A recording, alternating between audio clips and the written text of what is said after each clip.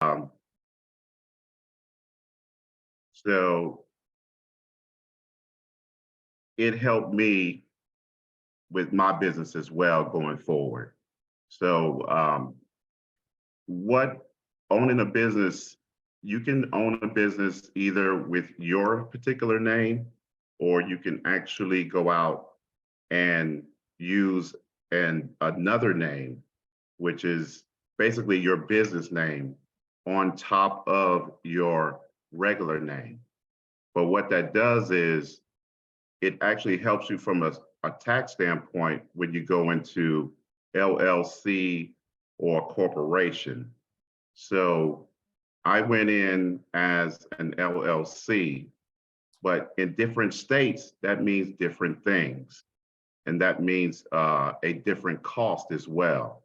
So in North Carolina, South Carolina, it only costs $145 to open up your LLC. You have to go through the Secretary of State to get that established. But when you don't know how to do that, you need somebody to lean on to help you get that started. And so that's what I kind of do on the side as well. I help young business owners start their business legally, because if they're not, they're going to have to use their name. And when it comes to getting sued or somebody coming after you because of some kind of, you know, unfair practices or some type of illegitimacy, they can also come after your personal assets, not just your business assets. So that's why it's important to separate the two from each other. That's very important. So from a tax advantage, an LLC would fare better until you start getting employees. If you start adding more employees, then that's when the corporation or incorporation would be a better tax advantage going down the road. And my friend Bryon here will kind of give you more insight on that part. Just owning a business, it's very important for you to go in and decide how you want to start that business. And I help people all the time. I'm not going to grab into the weeds of too much into it about it today, but just from an advantage from securing yourself away from yourself, really. It's your personal versus your business assets that's really important, that you separate those two to keep from being, from your personal assets being at a disadvantage to where they can come after that, okay? The other portion is the insurance part of it when you're owning a business. If you're working on your own and by yourself, like a hairstylist or a general contractor or even a handyman, you want to get a general liability policy. Is the policy that you need to specifically cover yourself in those specific locations when you start grabbing clients. The insurance company will actually add that person or that business to your policy free of charge, that will cover all expenses in case you get hurt or something happens on that job site, up to $2 million of coverage on a general liability policy. Now, what that does for you is if you do get hurt or someone you've subcontracted on the side gets hurt, your insurance policy will kick in, and what you would do is your deductible will be paid out against the minimum coverage of the policy itself. So it's not like a car insurance where you have to pay your deductible before they do anything. For your liability coverage, what happens is They will come out, do an investigation, and then minus the payout, they would take a deductible out of the payout. So you don't have to worry about that. I get a lot of people all the time, even on homeowners insurance, a lot of people, well, I have to pay the deductible. In a lot of situations, if it's not neglect, then the insurance company will take the deductible out of the payout, and then you don't have to pay the deductible at all. A lot of people won't even file covered claims because they think, well, I got to pay that $1,000 deductible. I got to pay that $500 deductible. Not in all cases. Okay. So general liability policy is the first step in part of owning a business. So you will have coverage for every job site that you go to, or if you're a stylist or a barber or anything like that, someone comes in there and something happens to their hair, or someone wants to come after you based off of what I call omissions or errors.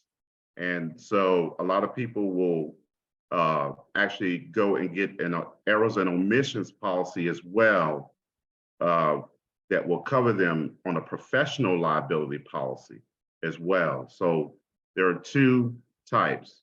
So you have your for people who are general contractors who actually go to job sites, and then you have people are coming in. You will have a professional liability policy that will cover you with the same coverages up to $2 million. That's about $381. Right now, they're running between $500 to $380 a year. So you're paying like 17, 18 bucks a month to cover you up to $2 million for that year. Okay. So with that being said, does anyone have any questions or anything or any concerns about, how they want to set up their business, or just any general questions for me? Yes, sir. Hey, Ray, how are you? Good. I left you a message in the chat as well. I wanted to, yes, sir. It's just something on personal. Mm-hmm. But my question is, what type of insurance would we need to get if you're planning to become a wedding officiant? A wedding officiant, I would do a probably a professional liability policy. That way, unless if they're coming to you, then I would do a professional liability. If you're going to a location all the time, those separate locations, then I would do a general liability policy. So based on how your business is being set up, if they're coming to you, then you do a professional liability policy. If you're going to different job sites to actually perform those weddings, what you want to do is set it up to where your general liability policy with the company, like a venue, like if you go to a country club, then you add that country club as a certificate holder. Is free of charge, and then that general liability policy will go over with all the limits to that location, and it keeps you covered. How many days it is? 1 day, it doesn't matter. It will cover for that 1 day up to that $2 million. So anything that happens, and I tell people this all the time, business owners, building holders, they want to see those certificate of liability policies, because if someone is serving alcohol and they drive off that lot and they pass away on the way home or anywhere else, you could be liable if you're serving alcohol at that location. That is why the business owners want the venue holders to have a certificate of liability policy, so it does not fall on them. They want the risk to fall on you. So, and if you don't carry that, then it will fall on them, and then they will come after you and sue you after they paid out of their liability policy. So, and that's happening all over the United States, especially in California, because California is what they consider a sue me state. So here in North Carolina and South Carolina, it may not be so much, but you don't know who you're really dealing with when you're dealing with the business owner or the building holder, someone who owns the building. You don't see those folks. You only see their office managers or things of that nature.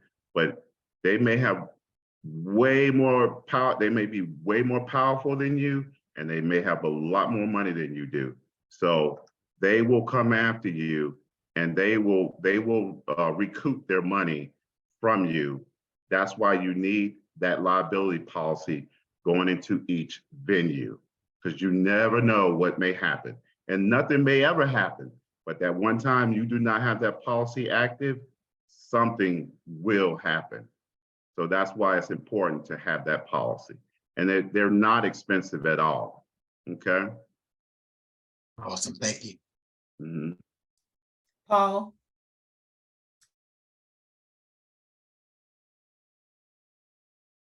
Any other questions? Yeah, I see, Apostle Paul, you have your hand raised. Did you have a question?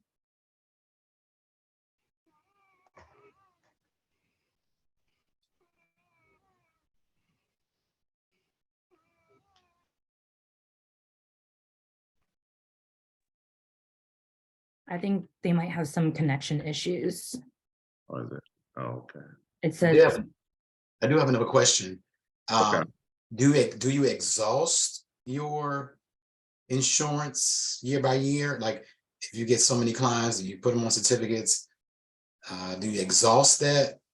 No. Okay. No. I had a client that used to in California. He used to go to people's homes, and he would do security throughout people's home.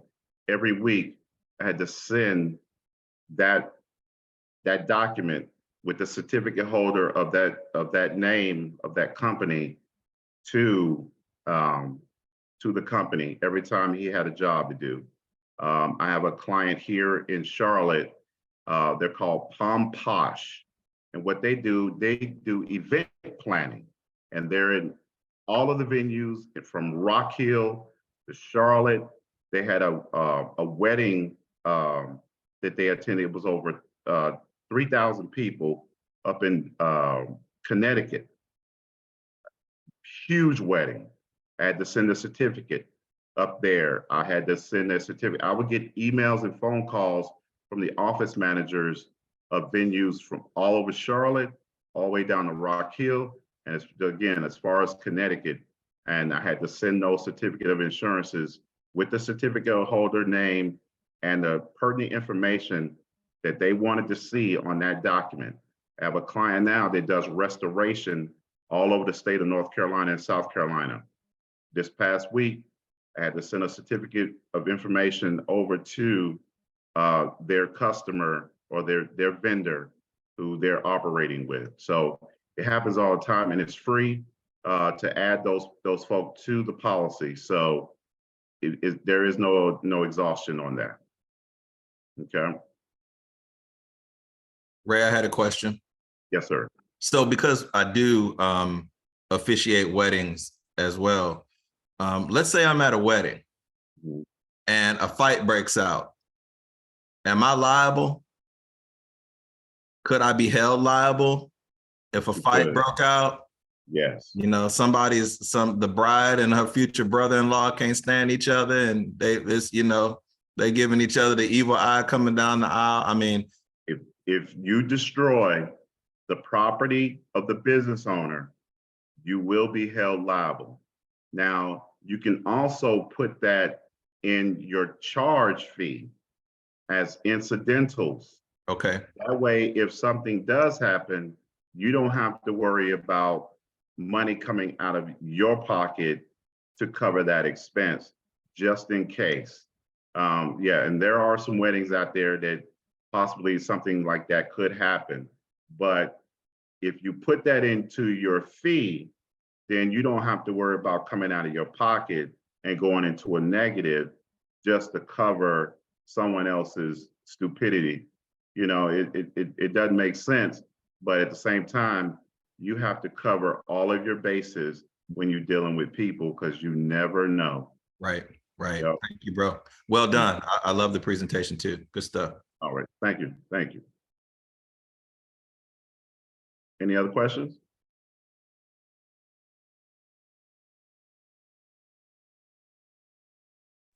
Hold on just 1 second. I did have a question. Somebody got lost and admitted back in. Apostle Paul, did you have a question? Because I saw your hand raised earlier. I know you're not feeling well, you and Pastor Keisha, but did you have a question you wanted to ask?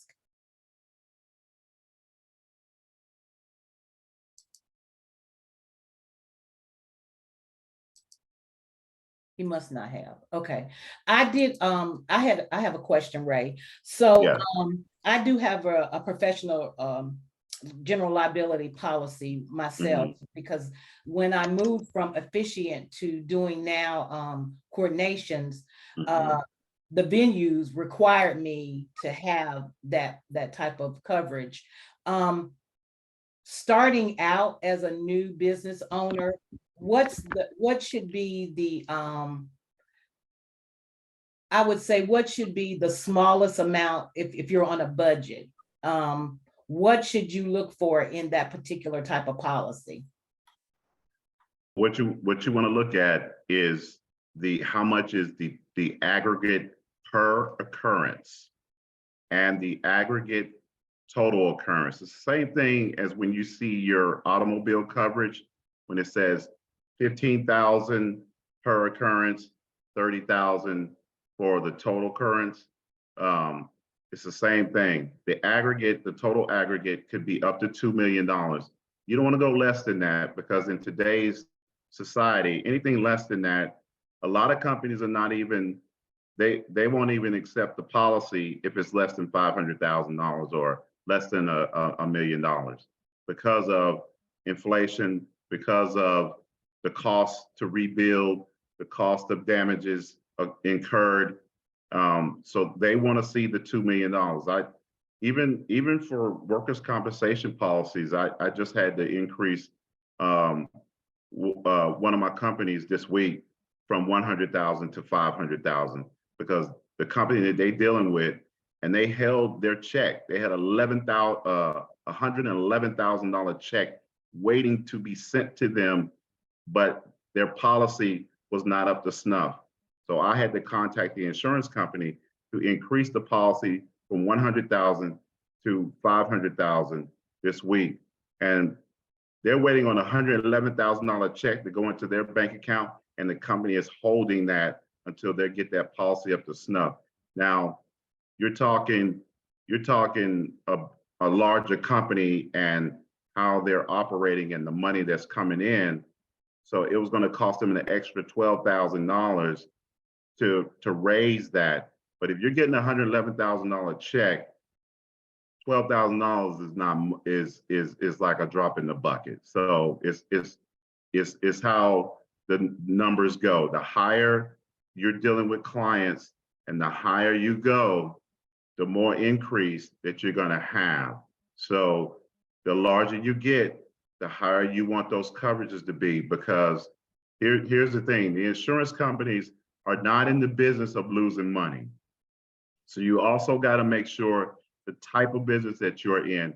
Right now, there are companies like nursing homes. 10 years ago, it was so easy to write a policy for a nursing home, but ever since COVID came in, they shut the door. If you're not grandfathered in on the insurance company, if you're looking for an insurance policy and in that arena, in that business, they are not offering, because they're not in the business of losing money.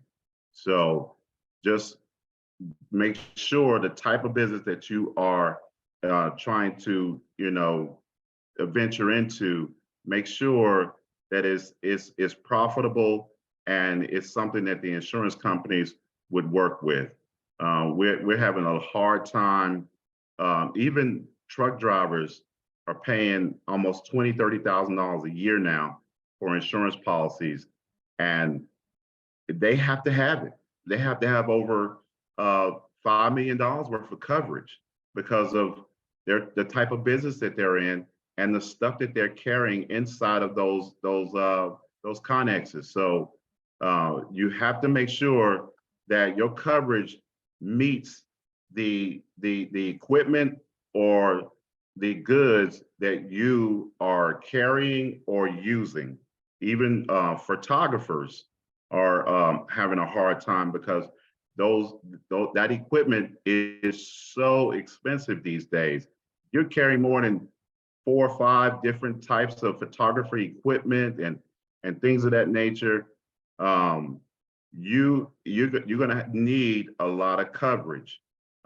Just also for general contractors, you will need, when you start having employees and those type of needs with higher coverages and more equipment, you need all that equipment covered because people steal and things get broken and things get lost on job sites.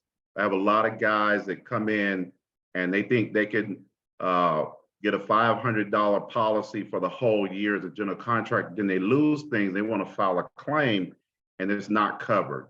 So those large business owners, they need what they call a business owner policy.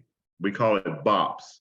Business owner policy covers equipment. It covers employee dishonesty. So you have an employee that steals from you, you can file a claim up to that coverage limit.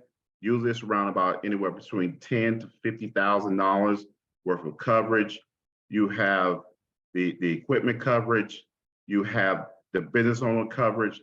So also for business owners who are operating out of a leased office, if you find yourself leasing an office, you need to make sure you have a business owner policy, because again, the business owner, the building owner wants you covered just in case somebody breaks into your location and steals your equipment or anything or whatever. Things get lost, things get broken. You come to work and somebody done broke into the place, you need to be covered because the business owner will require you to have coverage to cover those things that get lost because they're not going to cover it under their policy. Okay. Great. I see, Paul, I see your hand raised. Did you have your question ready? Yes, ma'am. Can you hear me okay? Yes. Okay, good morning, everyone. First, I want to thank Katrina for doing this. I'm so glad she went ahead and did it. My question is, my wife and I are entrepreneurs, and we have several businesses. We have a radio station. We work with helping people fix their credit. She has a beauty supply store, and we're going into, that's why I encourage Katrina to do this. We're both, I'm an apostle, my wife's a pastor, and we want to do what Katrina's doing. So when it comes to insurance, the other 3 businesses, they are all online. The radio station's online, the beauty supply store, and the helping people to fix their credit is online. Basically my question is, how would we bundle that? I don't believe in 501c, and that's just because of ministry that I'm in. How will we bundle all of our businesses together under a name that we have we call ourselves GP and Ks. So how would we bundle them under a Umbrella. umbrella. Thank you, brother. Yeah, so that's a little bit complicated because you got to know a little bit about what they call LLPs. The LLPs can kind of put you under that umbrella um, more or less. But that's required by the Secretary of State to approve how that's operating like a subsidiary company underneath a corporation. So I would say corporation and then put Oh, the other I- two under as an LLC under the corporation. okay. If I'm saying that right, Bryon, do you think I know I from also a got to add that we're both on disability, so we have to protect our disability too. So I don't know how that works. yeah, that's a tricky one. Yeah. I I would say take that one offline because that's not everybody's situation. yeah, And yeah, and then depending on what kind of disability it is, some disabilities are untouchable, some aren't. And so Well, my wife's is untouchable because she's blind. yeah, no, that's not what I mean. I mean, like, Oh, if a person is for what they consider to be disabled, blind people can work. I mean, I know a blind gentleman who runs a foundation. So, disability is all about the inability to work, and you're compensated based on that. But if you're found to be gainfully employed, blind or not, it can impact your disability. And so you want to make sure that you're insulated. You want to make sure you have an expert who can speak to your specific situation to make sure that you and your wife and your assets are covered. yeah. okay. So my answer to that is you need to go get a good lawyer. A lawyer will solidify that for you. Because when I opened my farmers insurance agency, I went and got a lawyer to solidify that business to make it to separate it. It cost me $2,000, but it was the best thing that ever happened to me because it insulated my personal assets from the business. So especially with your disability being impacted or could be impacted or not even knowing that it could be impacted, a lawyer would be able to round all three of those businesses up properly for you.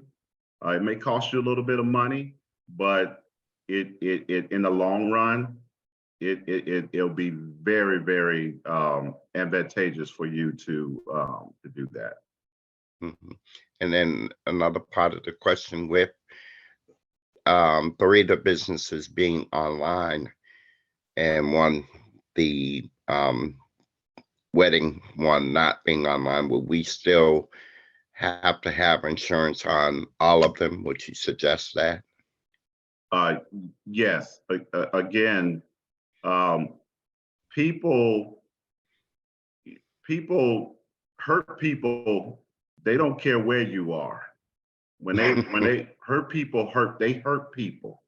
And when you say something that is could be true, but a lot of people don't want to hear it, or somebody wants to battle you verbally online, and you say something, they can sue you. It could be defamation, it could be anything, and you could just be telling the truth. And at the end of the day, a lot of people don't want to hear the truth. They just want to hear people to be politically correct, and that could cause harm in some people's eyes. And I mean, look at what we're going through in these schools with these young kids. I mean, people trying to teach 5-year-olds about having sex like that. A lot of people don't want to hear they don't want to hear that. You know what I mean? But when is the time? And then, you know, here we are, people verbally talking, and it can hurt someone and someone could get sued. So if you're online, it's the same thing. Cover all bases with a policy, because there are policies out there. The general liability policies will cover up to certain things, and the business owner policies will also cover any kind of advertisement coverage. Advertisement injury is what they call it, is in those policies as well. So by you verbally saying something that offends someone else, and they could come after you and go get a lawyer, and you could have someone knocking at your door and saying, okay, you've been served. You look in here, that's what I said. That's called advertisement injury, and it's covered in the insurance policy. Okay. Great. Taryne, I see your hand raised.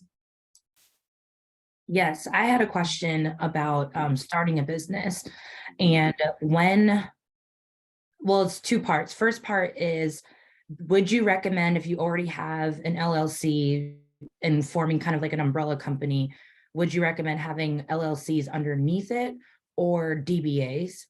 And then the other question would be, when do you know is a good time to transition your DBA to an LLC? Because an LLC has a lot of annual fees, a lot of things you need to keep up with, and operating agreements. And me personally, I didn't get into business to worry about all the legal and overhead. Like, I got into business because I love marketing and I want to do marketing, not necessarily the business side. So as far as like expanding, I'm looking at, like, I had another freelance business that was a DBA that I'm like, do I roll it underneath my now agency, or do I leave it as a separate entity and then roll it into an LLC when it makes money? Or, you know, just didn't know, because LLC in North Carolina is $75 versus, I mean, a DBA, where an LLC is $200 plus the annual report plus all of the agreements, meeting minutes, you know, so. Right. Again, when you're talking about what I should do in rolling over business after business, a lawyer would be the most educated person to get you going in the right direction. When you start speaking from business to business, and your DBAs are separate, then you're operating separately on each one. So you're getting paid separately from each one. So if you're getting paid directly, those are 1099s. So at the end of the year, separately, then you have to pay those taxes that you didn't pay throughout the year with your tax accountant. Then you need to go see a lawyer, because again, they will round those things up properly, and then your tax accountant will be able to get that those taxes paid, or basically even at a standpoint where they could use automation, itemize whatever you spent on the business versus what you made. Then you could actually make money and get a tax credit off of each of those businesses. But as far as rounding those things up, it will be, the best place is a lawyer's office. I can't speak to that because I only do insurance for specific individuals or companies, but having them rounded up together, you will need a lawyer to facilitate that for you. Okay. Yeah. Thank you. Mhm. Can I just make a quick comment? Because I've heard Ray mention this about obtaining an attorney's services, and that's tax deductible. So I don't want you to think that that money is going to be lost. You'll be able to claim it back at tax time. So feel free, feel confident to know that you can be protected and it won't hurt you either way. You're going to benefit both ways. And so just make sure that, even when you're seeking, it wouldn't matter if it was a counselor, but just whatever you seek advice, if someone's charging you for it a fee, it's an operating expense to you as a business owner. So don't be reluctant to get protected. And I also want to interject and say that you got to use your resources. If you don't know how to do anything business-wise, like you said, you just want to stick to, like me, I'm a graphic designer. I've been a graphic designer for 25 years now. I want to do the work. Right, you just want to do the work. So we feel each other. But when it comes to the business side, then if you don't know how to itemize, do everything like that, then you have to use your resources. I want to say my wife, really quick, she established a business recently, LLC. Every quarter, she has to pay taxes. Everything. She got about 10 spreadsheets. And she hired an accountant to make sure she's on track. By the end of she just filed all her taxes, everything. So her tax person is going to handle everything to make sure everything's in place. So she had questions. She's on it. She's in the thick of it. So you have to know what you can handle, what you can't handle, and use your resources.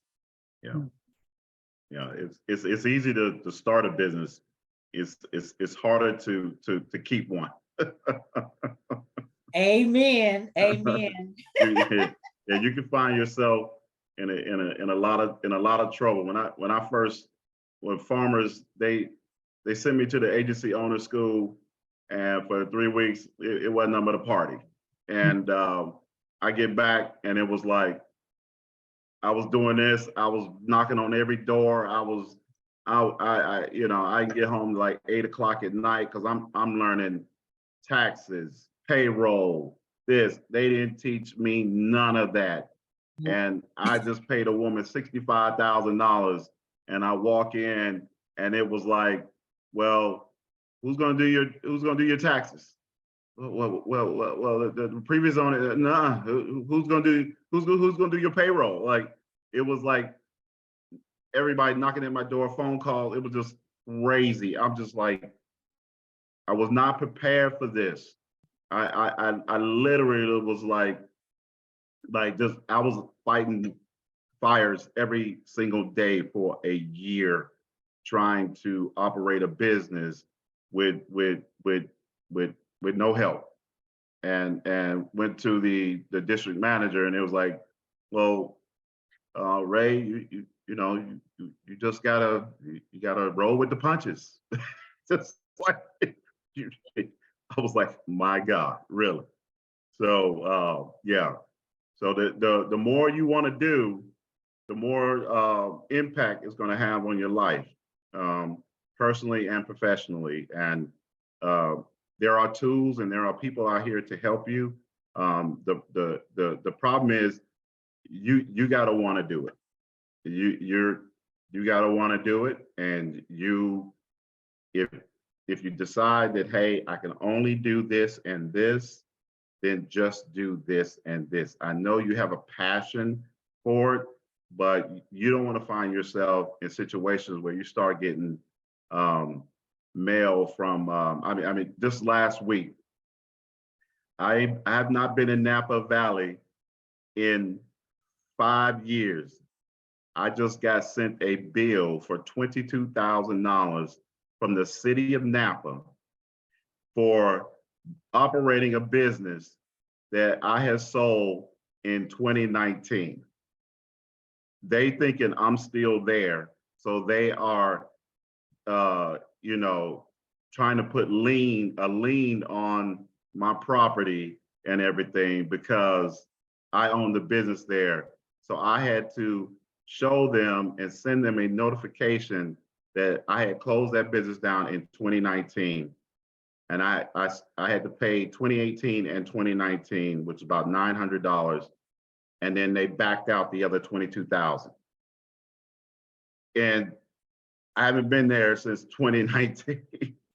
That's what I'm trying to tell you. So you have to stay on top of everything that you do when you own a business.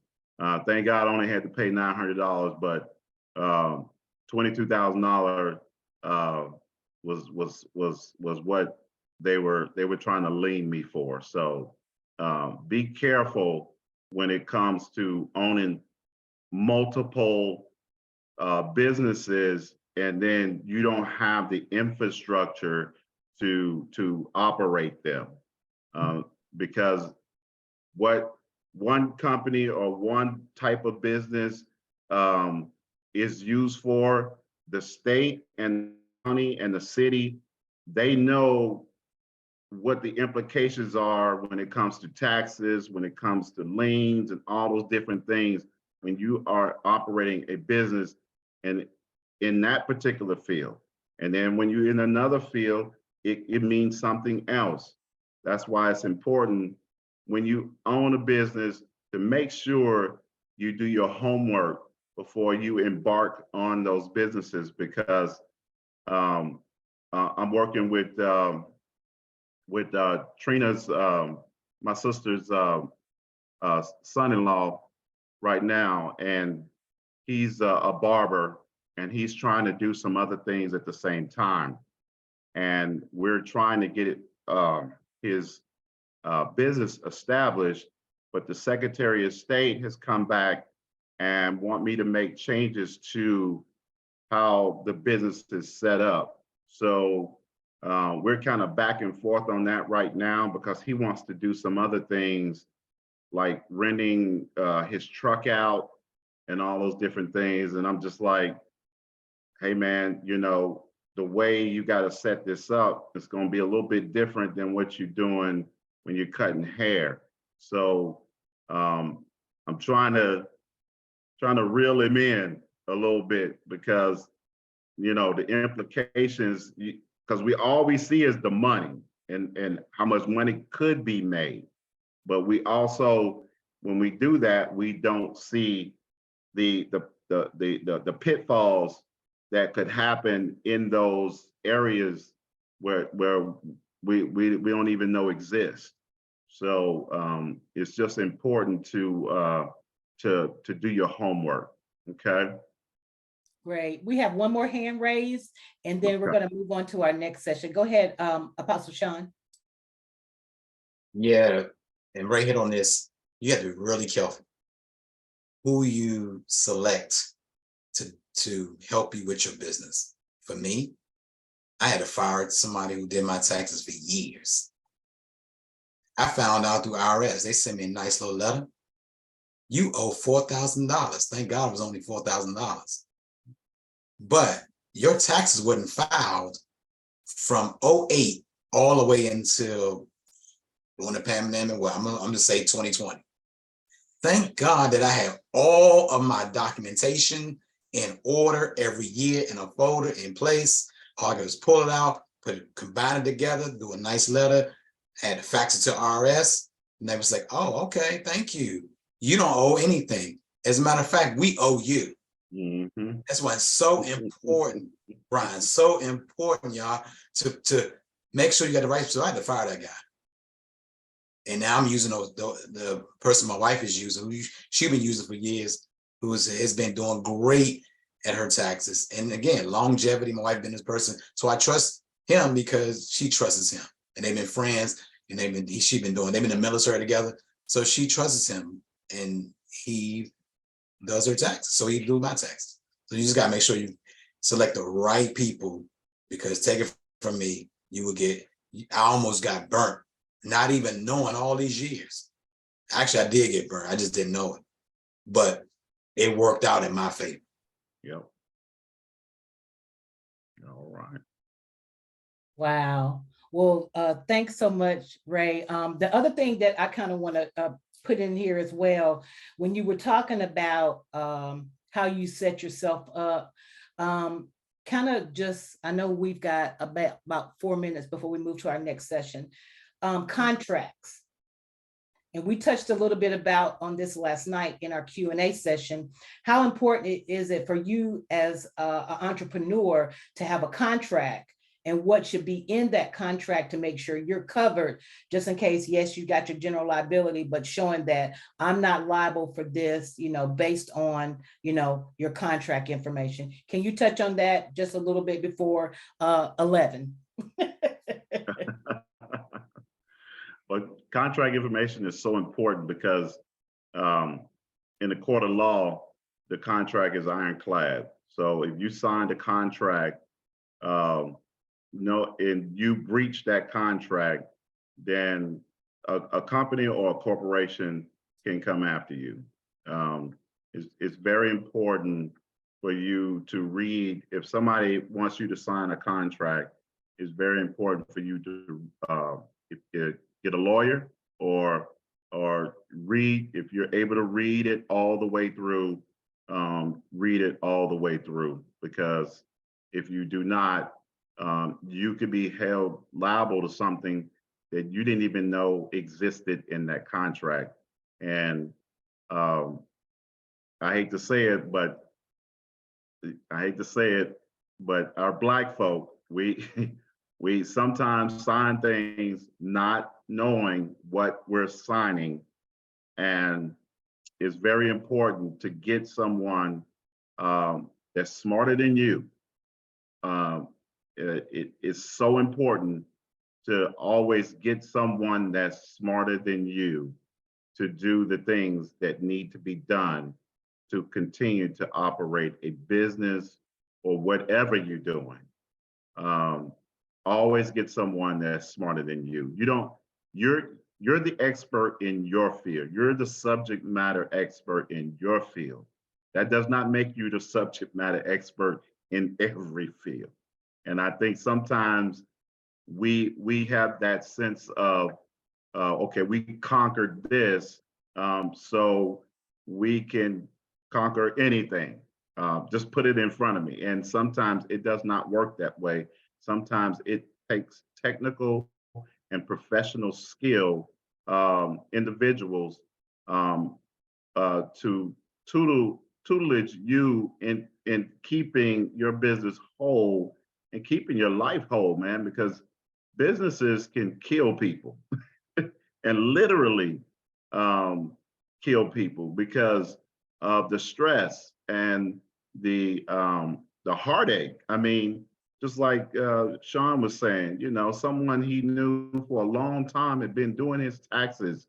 That you can't sleep at night when you got somebody out here that has done you that way, and you were sleeping like a baby, and they were taking your money. And it's hard to say, but someone that you trust, someone that and sometimes there are people that you don't know. It's better that you don't know them than to find people that you do know sometimes, because those people, that's where you are the most vulnerable. Sometimes where people that you don't know. It's important that you know that person is actually skilled in that area. And I know for a fact, my friend Bryon here have been doing taxes in the military for a very long time. And that's why I entrusted him with myself and my sister, because I knew his experience. When you know people's experience as well, you can go forward. So again, on the contract side, make sure you have all of your bases covered when it comes to either writing a contract or signing a contract. Okay. Awesome. Great. Well, thank you so much, Ray. I really, really appreciate you have so much information that you shared with us. And I want to thank you, first of all. If you guys have any additional questions, all of our teachers today, and even some of you've got knowledge, you're subject matter experts in your field. Connect with one another, network with one another. If you have questions, reach out to each other. Ray, tell them the best way that they can get in contact with you. Well, my telephone number is 707-716-9826. Okay. And my email address is Holman, and that's HOLMAN, agency, AGENCYINC @gmail.com. And if you get a chance to put that in the chat too. Okay, I sure will. All right. And Sean, I'll be giving you a call as well in regards to the Veterans Week as well. Okay. Let me okay. All right. Thank you, you guys, and I'll stay on. I want to hear the next thing as well. So. All right. All right. Well, our next presenter is she and I happened to just meet because I married her. And then once I married her, I found out that she also has a business that I needed her services. So Taryne Gordon is, if you guys got a chance to look on my Facebook page, I posted her bio. I'm not going to take up time to tell you what all she does and where she's a boss in her business, but I want you guys to definitely, once she does her sharing and imparting of information, what she does, I want you guys to definitely connect with her and reach out to her. And if you have any questions at the end, or, please reach out to her and ask those questions while we're actually on. So without further ado, Taryne, the floor is yours. Awesome. Hello, everyone. I'll just give a quick disclaimer in the beginning that I am not a great public speaker. And the only time that I've done like speaking engagements or like spoken in front of people were there were children. So I was a cheerleading coach for like 8 years. And then I've worked with kids in my alma mater to talk about like personal branding and building their brands. So this is my first adult audience. So I'm asking for grace. All in advance. Let me see if I can, would I be able to share my screen? I have a yeah, let me okay, so y'all gonna have to help me, because how do I give her permission to for you? I think all she has to do is click on share screen. Okay, can you see it's share disabled. screen, Taryne? Yeah, but it's disabled. No, what Okay. you have to do, Katrina, you have to find her name in the list of participants and then go to the margin where her name is. And then there's a tab that says like give control or let her host. And then once she's the host, she can share her screen. All right, here we go. So make host. Yep. Taryne, do you see that? Let's see. Yep, I got it. All right. Yeah. Now you can share. Okay, how does that look? Can everybody see that? Yeah. Perfect. Yes. My computer's a little slow, so Okay. hopefully It's coming. it's coming. Mm-hmm. It'll get there. All right. So I'll just do a quick introduction. So, well, I have an introduction slide, but I wanted to talk today about marketing for profit.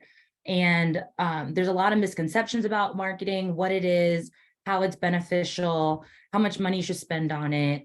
And the key word here is profit. You don't want to necessarily have marketing for revenue. You don't necessarily want to have marketing for people to just know who you are. We're all in the business of making money, no matter how much we want to help people and our heart is in a good place, which is great. We still need to make money for our business. All right, here we go. There we go. So just a quick overview of what we'll talk about today. I'll do a brief introduction, like I said, talk about what marketing is and what it isn't, some profit pitfalls that you might be experiencing or have already experienced in the event industry. And we're going to switch gears to talk about how we can overcome those pitfalls, about being intentional and setting a strategy, how to target and segment who you're actually speaking to and going after, and introducing you to your employee of the month. So let's get started.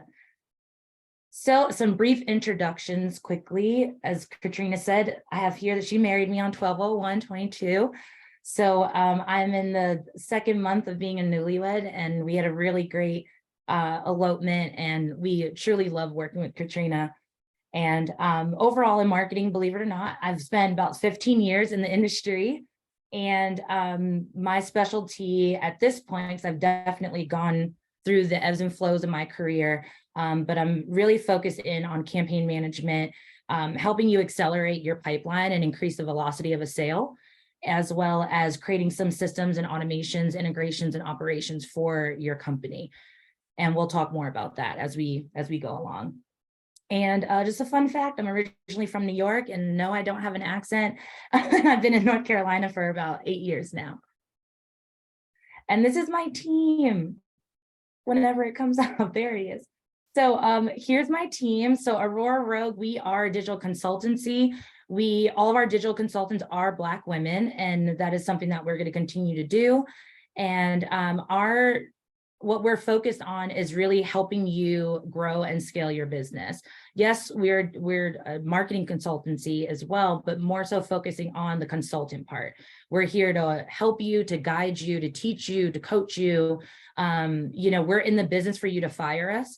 We would love, all of our clients to stay on board forever, but we really do work with you to empower you and teach you how to do these things, whether you're a single or solopreneur and you're doing everything yourself, or just as we were talking about before, no matter what area of business that you're focused in, it's really important that you know what's going on. You don't need to know how to do taxes, but you need to know what your accountant is responsible for. You don't necessarily need to know or to do marketing, right? But you want to know what you're paying for. You want to know the process. You want to know what's happening. So we really help business owners in that area. So if you have a team, if you hire third-party people, whatever the case may be, you have at least a pulse and your finger on what's going on, and you're not totally in the dark. And last slide about Aurora Rogue, our mission is to create digital experiences that redefine the status quo of marketing in data and technology-driven world with high-skilled consultants of color. Our vision is really to help all small businesses in the world. We really want to help build an ecosystem, and like I said, to scale for growth. And our mantra, we're rooting for everybody Black. I mean, that's just what it is. That's the culture. You know what I'm saying? Yeah. All right, so let's jump in. Marketing. Does anyone want to, you can just get off mute and say it. What do you think marketing is, or what do you know marketing to be?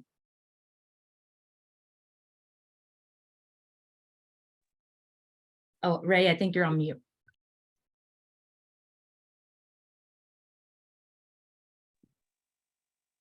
It's a platform or a tool to drive profit for your business.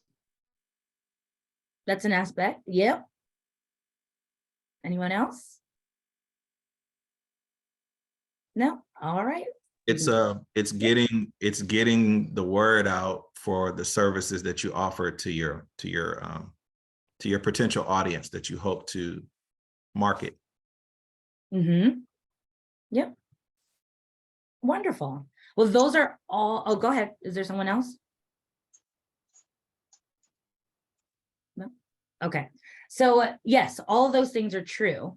However, everything that you guys just mentioned are aspects of marketing. At its essence, marketing is all about building relationships.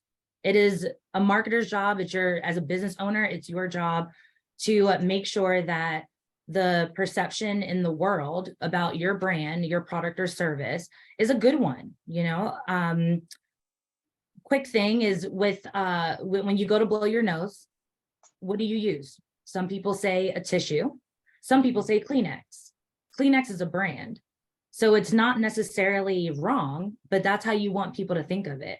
I've also spent some time in Michigan where a lot of people will call soda pop, yes, but also also Coke. It's like, I want a Coke. Okay, what kind do you want? A Sprite. And I'm like, this is so weird. What do you mean? So everything is a Coke. And even in New York, me and my friends had some debates about what hot wings are. Like, hot wings are hot wings, but they're really wings. And then you have different flavors of wings. Like, no, you have hot wings, but you can get Parmesan garlic hot wings. You can get barbecue hot wings. So wings in general have done a very good job in branding themselves as well. So that's what we're trying to do. We want to get into people's minds. We want to be top of mind when someone is having a baby and you're like, oh, well, I had this with my kid. Like, you got to get this. It's amazing. That's all going into how you're marketing your brand. And so if to deliver standalone value for prospects and consumers through content with a long-term goal, marketing is the long game. It's not a get rich quick scheme. It's not like, hey, let's do some marketing. Let's throw some money at an ad and we're going to do great. It's a long-term goal, and it's the ultimate drive to increasing sales. However, what marketing is not, I want to get that very clear for everyone on this call. Marketing is not sales. Marketing is not responsible of closing sales, driving sales, doing sales, nothing. The long-term effects of your marketing impact sales, but the function of marketing is not sales. Advertising, again, advertising, it promotes your service, brand, or event. It's a public communication, and it's also time bound. When you have an ad, there's a beginning and an end, and you're driving people there for a reason, and then it's over. So marketing is not social media. Social media is not the end all be all. I know it's a big driving factor in today's age, but you're not going to turn a profit by just marketing on social media or just doing social media as your marketing. Public relations, of course, people think marketing and PR go together. Of course it goes together. They support each other, but they're not the same. Branding, it's the process of designing and building creative assets. So this is your graphic design. This is the brochures, the flyers, your logo, the look and feel of your brand. All of that goes into branding. It's not marketing. And the best thing about marketing is that it's not expensive. It's really determined on it's the age-old tale of what you get in, what you put out. So it's the time and money that you want to invest in. And so if you want to spend, $100 a month doing X, Y, and Z, the value you're going to get is probably going to be $100 a month or less. If you want to put in $1 million a year for your marketing, that doesn't necessarily mean that your marketing is going to be the best and most fantastic and you're going to turn a profit either. So don't think of marketing as being expensive. It's truly an investment, and it's an investment of your choice. So as we talk about investments, let's look at some of the profit pitfalls that I know to be something that's hindering into that event industry and the wedding industry.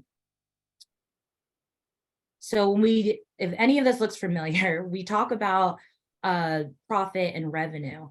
And if you haven't noticed yet, I'm really big on words. The words have meaning and they have power. And so you want to make sure that you're really diving into the meaning of what you're doing. And so we talk about revenue. Revenue is a measurement of how well you sell your product or service, not how you market. It's a measurement of how well you sell. However, the value of your business is measured by profit. And so if you're not making a profit, then your business is not valuable. And we don't want that. So looking at these different profit pitfalls across the wedding industry, this is what a lot of people are going through at this point. From a lot of the statistics that I've pulled for this presentation to go from 2020 after or during the pandemic to now. And these are the biggest challenges that people are having right now. And believe it or not, all of these things can truly be solved by having effective marketing. So let's just keep diving in here. And I'm trying to do speaker notes, but it's like not working for me. Anyway, so when you have your profit pitfalls, and like I said, those things can be avoided by marketing, it all comes down to strategy. And sometimes people hear strategy and they're thinking, oh, goodness, it's going to take 6 months to do this. You know, like, no, strategy is just time to think. And strategy enables you to have a plan and gives you legs of that plan. So for instance, like, let's think about if you were going to go for a run in a new area, you're trying to change up your scenery. You're like, okay, I want to go to a new spot. Let me go for a run. Can you do it and make it without a map? I'm sure you can. It might not look the same. It might take you a little bit longer, but you're still going to get there. And even in regards to marketing, there's several businesses for years and years and years have been very successful without spending a drop of money when it comes to marketing, or they don't even have a website. And it's like, why do I have to spend this money when there's business out here flourishing? So it's not that you have to have it. It's more so of this situation. If you're going on a run, you know, without a map, it could end up looking more like this, right? But if you have a plan and you have the map and you know where you're going, you're still able to go for that same run. But it's going to be a lot more structured and more direct. And so it's like, this is your company making profit, and this is your company on drugs. No, I'm only kidding. This is your company. This is your company when you don't have a strategy. And so to build that strategy, there's really 3 phases that you want to look at. You really just want to assess where you are, and looking at where you are, what you've done, what's working, what's not working, what's happened, what hasn't happened, is the first step. And we do this by taking an audit of your digital footprint and looking at all the different channels that you have across the digital landscape, and seeing who your audience is, who's clicking on things, how often are you putting an ad in a magazine, you know, however you want to market. We're going to look at all of those things to see what is actually going on. And then that creates a benchmark to measure your status quo. If this is what you've always done, this has worked, wonderful. And the next phase is applying those learnings of where you are to where you want to go and take your business. And so when you start looking at that, you're looking at what can be better. It's not like, oh, I should have done this. This is really bad. This isn't working. It's just more so of, what do we want to do? Now that we know what's going on, how do we take it to the next level? And then finally, we're looking at how do we redefine the status quo? And you're looking to do something different to get different results, right? Because then previously we're talking about what do we want to do, but what's gotten you here won't take you there. So it's really important to assess, how are we going to do things different? And doing something different doesn't mean spending more money or doing something that no one's ever done before. You have to have this crazy new idea. No, it's a simple example is, you know, I've always advertised on Wedding Wire and I've generated good leads, right? So in this last phase, we're looking at, okay, what do we want to do? How do we go rogue? We're really looking to do something different. Doesn't mean stop advertising on Wedding Wire. It means, how do we take it to the next level? Let's dig into Wedding Wire and see what leads are actually coming in. How are they coming in? What type of ads are we putting up there? And so you can then have a strategy of, how do we get great leads? Or other than that, like, let's not get leads. Let's get people who are ready to buy. How do we get more buyers? So your strategy changes. So it's not just totally ripping the rug off of everything you've ever done because it's not working. It's more so of, let's really dive in and see how we can just take it to the next level. And that's really important because nowadays, as you know, it's not surprising. We are so distracted. Especially when you talk about digital, there's so many things going on online. People are online for so many different reasons nowadays, especially with all the new forms of content coming about. Even when we talk about streaming services and being able to advertise on things like Spotify or podcast. And now you have YouTube TV, where it was just YouTube before. So things are constantly changing. The way people buy are constantly changing. And so this is why marketing is a continuous effort of redefining what you're doing, because it's not, like I said, what got you here is not going to take you there. And so when you ask yourself, okay, makes sense, I need to have a strategy. We are going to define the strategy. People are buying different. So what's my first step? Like, how am I supposed to get started? Well, the first thing you want to do is look at your targeting and segmentation. And what I mean by that is who are you actually speaking to and how are they buying? So you can align not only your products and services, but also your sales process internally, and your marketing efforts are centered around how people buy. And so typically you might have seen something like this before. It's the buyer's journey. You have your stranger, that's the anonymous, someone that has no idea who you are. They get into your website, they give you a phone call, they're wanting to have a conversation as a prospect. They become a customer, and then they become an advocate for your business. It looks really great. It's linear, you know, of course, this is how people buy. It makes total sense. You know where I'm going with this. That's not how people buy. This is really all the different touch points, all the different types of content, from Twitter to account-based marketing strategy, to an upsell email, to a support rep call.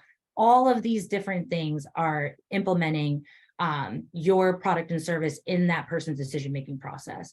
So it's really, really important that we analyze this journey and be able to assess how are they buying, what do they need to know within each stage of their decision-making process, and making sure that with this journey, we can optimize it, create a strategy that touches every touch point in a way that we can automate this strategy for scaling your business.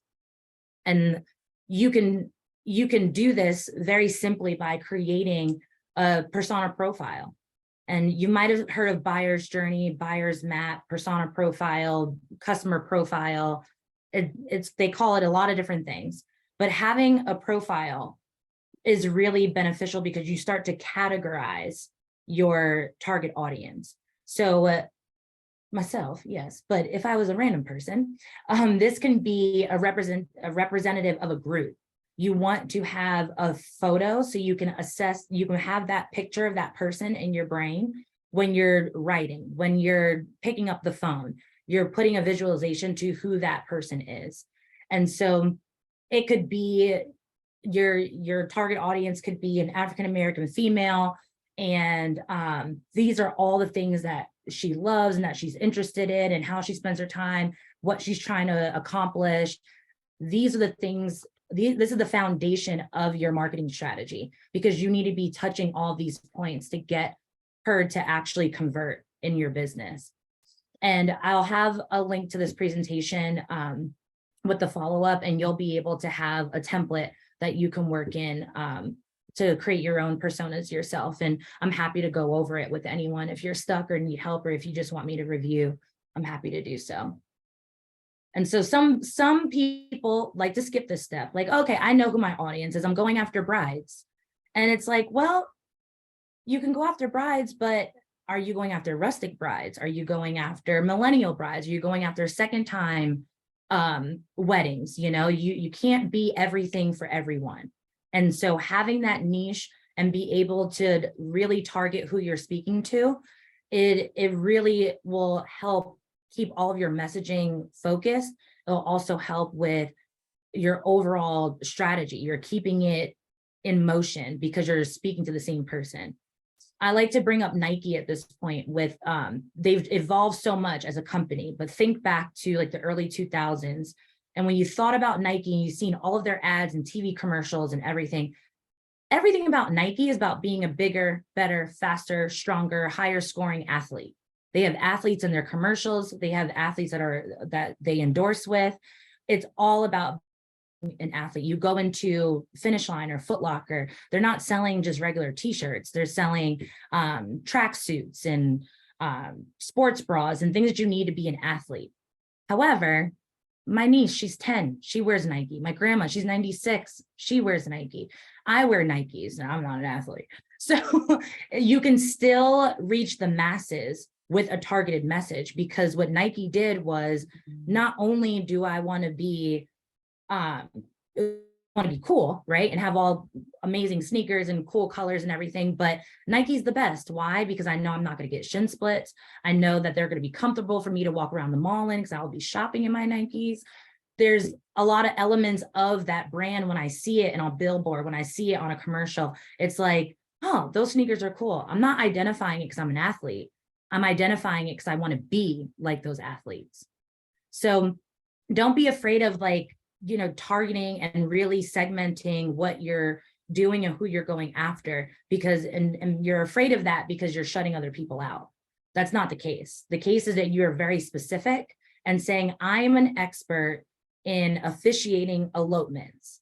And then someone's going to say, okay, she does elopements. Well, maybe she does weddings. Well, do you do a regular wedding? Of course I do a regular wedding. Okay, great. So you're still driving that person to pick up the phone and call you, even though you're saying I only, well, you're not necessarily saying I only do elopements, but if your website says, hey, I am the the officiant of elopements in the Carolinas, you won't deter other people away.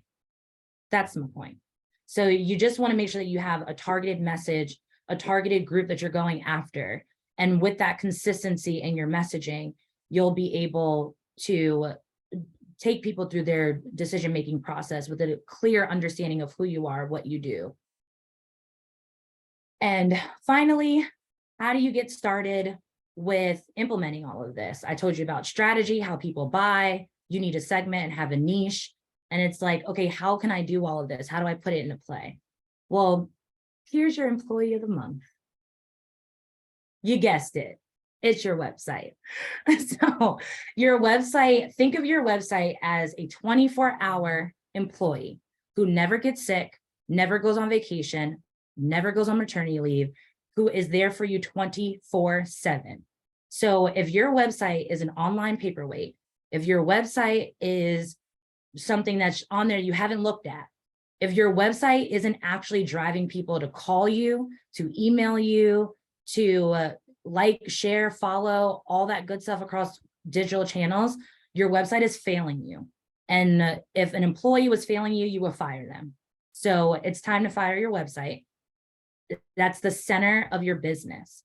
And so the other aspect of your website that's really important is that when people get to your website, they are there for a reason. You got to hook, line, and sinker them. Because in this day and age, as we talked about your digital footprint, there's so many different channels that they can learn about your business, from Google and, you know, well, it's called a schema, but the right side of the Google, where it has like a nice picture and then it has your social media icons, all of your reviews, that's called a schema. And so they're looking at that, and Google now can empower a website, like it's more of a landing page, but you can click on website and it opens your Google website. So they're not even on your true website. On Facebook, people can transact on Facebook. They can transact in Messenger. So they don't necessarily have to go to your website. So when people are there, all of that traffic that you have to convert it, because if people are making it to your website, they're there to learn more about what you do. They're there to make a purchasing decision. They're way more down their decision-making process than someone who is following you on social media. That's just there to like, share, and follow and leave you great comments. But when that person goes from Instagram and clicks that link on your bio and goes to your website, they're there for a reason. And so we need to make sure that that strategy that you have in place is starting with your website and then carries out to your other digital channels. And they're all working together, saying the same thing. They all look the same. And then from there, that's how you're going to start getting the phone to ring, getting those email inquiries, and eventually turning a profit, because you're staying in the course, you have a strategy, you know what you need to be doing, you know what your goals are, and you're able to do that and push it through someone that's essentially free, right? You got to pay up front for your website, but you're not running payroll on this star employee that you have. So this is going to be your biggest sales tool, but also your biggest marketing driver. And so I hope that is enough passion to let you know that your website is really, really important and that you cannot leave it by the wayside. And that's all I got. There we go. And you could take this QR code and I'll have all my contact information. You can link to our website. That's still a work in progress, by the way. And all of my contact information if you want to email, chat, and follow us on social media. And that's all I got. Awesome, Taryne. Thank you so, so much. Okay, so I have a quick question. So what if you've got somebody that's not savvy, and so you just put that that QR code on there? Oh, Um, yeah. how do you talk to entrepreneurs about if they're not tech savvy? You know, where do you lead and guide them? Where do you direct them? So of course I would say you need a partner, right? Because you can't do it all yourself when you're, especially as the business owner, and this is definitely the pot calling the kettle black, you cannot run the business and work the business, right? So as a business owner, if you're not tech savvy, then you need to get people that are in place that can help you to do so. However, if you want to run everything yourself and you're tech savvy enough to navigate it, again, it starts with the strategy. What are you trying to accomplish? What are your objectives to that goal? And then from there, let's put some time-bound restrictions on there to make sure that we're staying the course and we have something to measure against. So once we identify what you're trying to accomplish and where you're trying to go, then we can identify what will be the best resources, the best tools and software to help you. Because efficiency is really, like, I wouldn't say efficiency is what really drives profit, but as a business owner, revenue is great. And like we talked about, it's a measurement of how well you sell your products and service. But as a business owner, the true health of your business is your cash flow. And the more that you can optimize your cash flow, the more profit you'll be able to have. So with that, and that's a part of what we do at Aurora Rogue, we want to help you with your efficiency on the technology side. So having those tools and software programs, whether you're going from 15 to 1, or you don't have any and you need to be more efficient because the notebooks and the Post-it notes aren't working anymore, to get you into a tool that can help you get organized would be best. So again, I would just start at strategy and then we see what you actually need. It's not going to be a bunch of tactics to where it's like, okay, let's do something on social media. Oh, well, I don't really know how to post on Instagram. Okay, well, I'll just show you how to post on Instagram.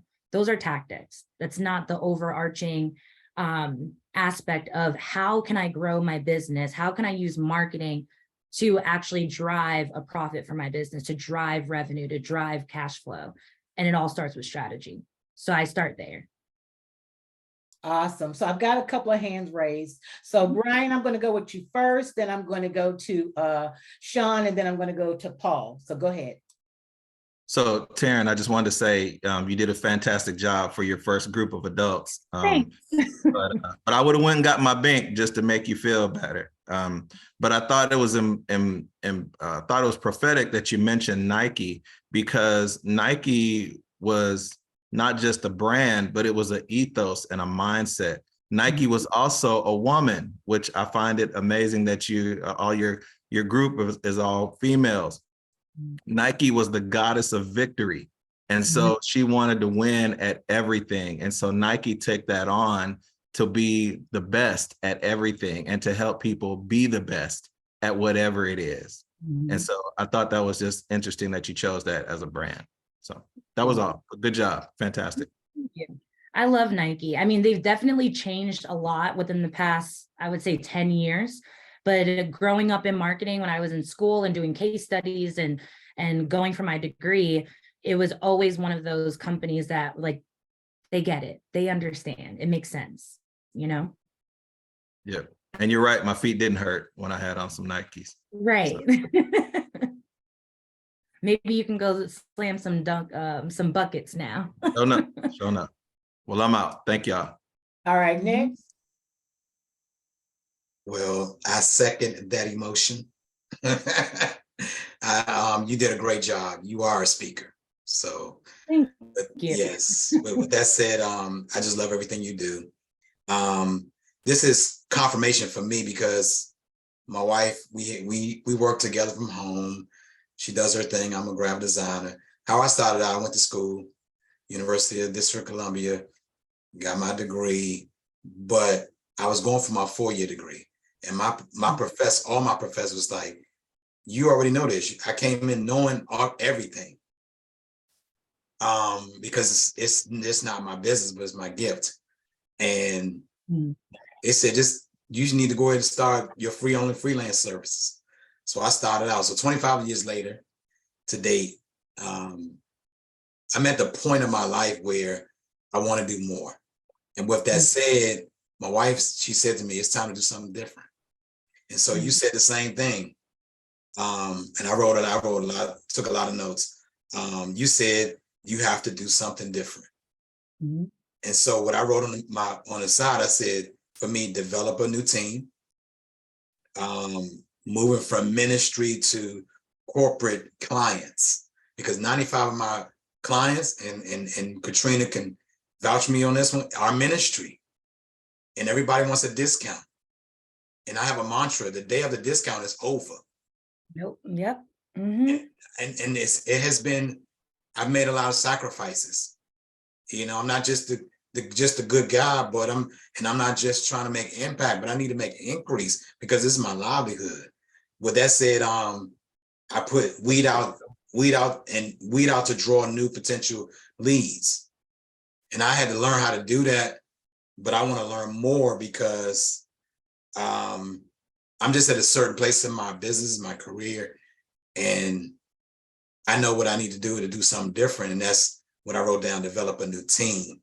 And so I appreciate this opportunity because I wrote down everybody's information.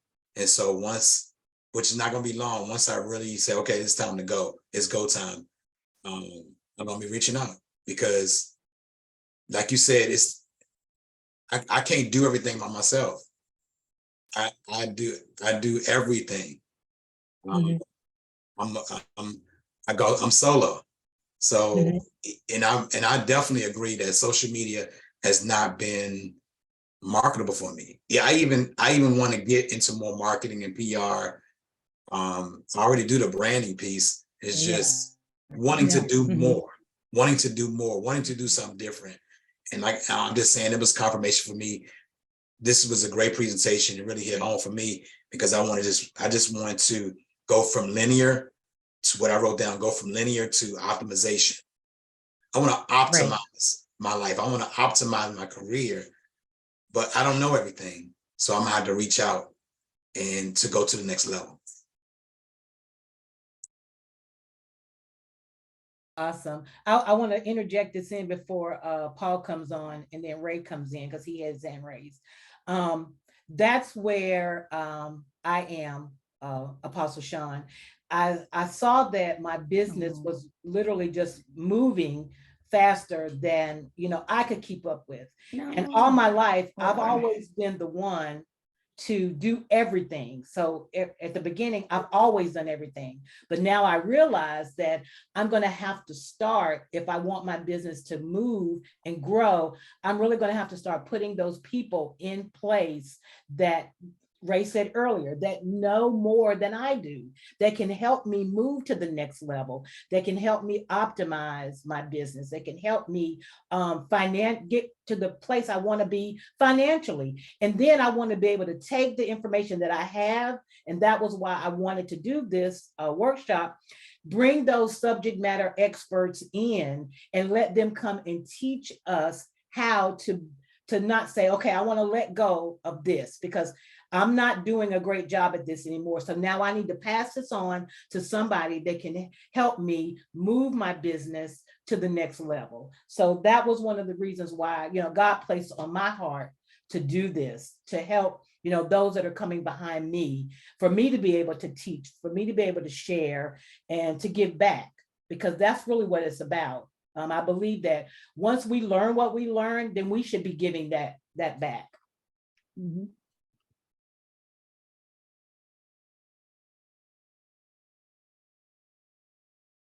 Okay, I think I was frozen before, but I think I'm okay now. Can you hear me okay? Okay. Yeah, Paul, are you ready? Yes, ma'am. Again, thank you so much, Katrina. And to the young lady, you just sold me. Like everybody else, I've been doing it on my own. Apostle and Katrina could contest. I've had my radio station, oh God, ever since I met Katrina. And I think that's been what, how many years, Katrina? 10 or more. Mm-hmm. And I've been doing it on my own. And I've just been seeing it's just been stagnant. And the reason I say the radio station is because that's the first business that I started. And that's the one that's my baby, and I really want to see it go somewhere. So you got me sold. I'm definitely going to be contacting you. But my biggest fear, I'll be honest, is, as Katrina knows and Apostle knows, where the radio station is ministry, but it's also a business. And it's been my vision, and I'm afraid to let that baby go and have somebody else have control over it, that they'll try to change the vision, because I brought other people in and that has happened. So that's my biggest fear of saying, okay, I'm gonna bring others in, but then what does it do to the vision? So if you can help me with that answer, because that's my big, I know the vision that God has given me for the radio station, and where it's going to go. And so I got so many notes and stuff written down, but then I'm afraid to let go of that range of doing it myself, that somebody will come in and try to change what the true vision is for Sensational Sounds Radio. And young lady, just thank you, thank you, thank you, because you have really encouraged me to do more to get to where it's supposed to get. And you're awesome. You going somewhere. I'm not here to prophesy, but you going somewhere. You going further than Nike. Thank you. So um, I But definitely will be in touch with you. Mhm. And one more thing, I just Katrina, if you don't mind, all of you, please contact Katrina.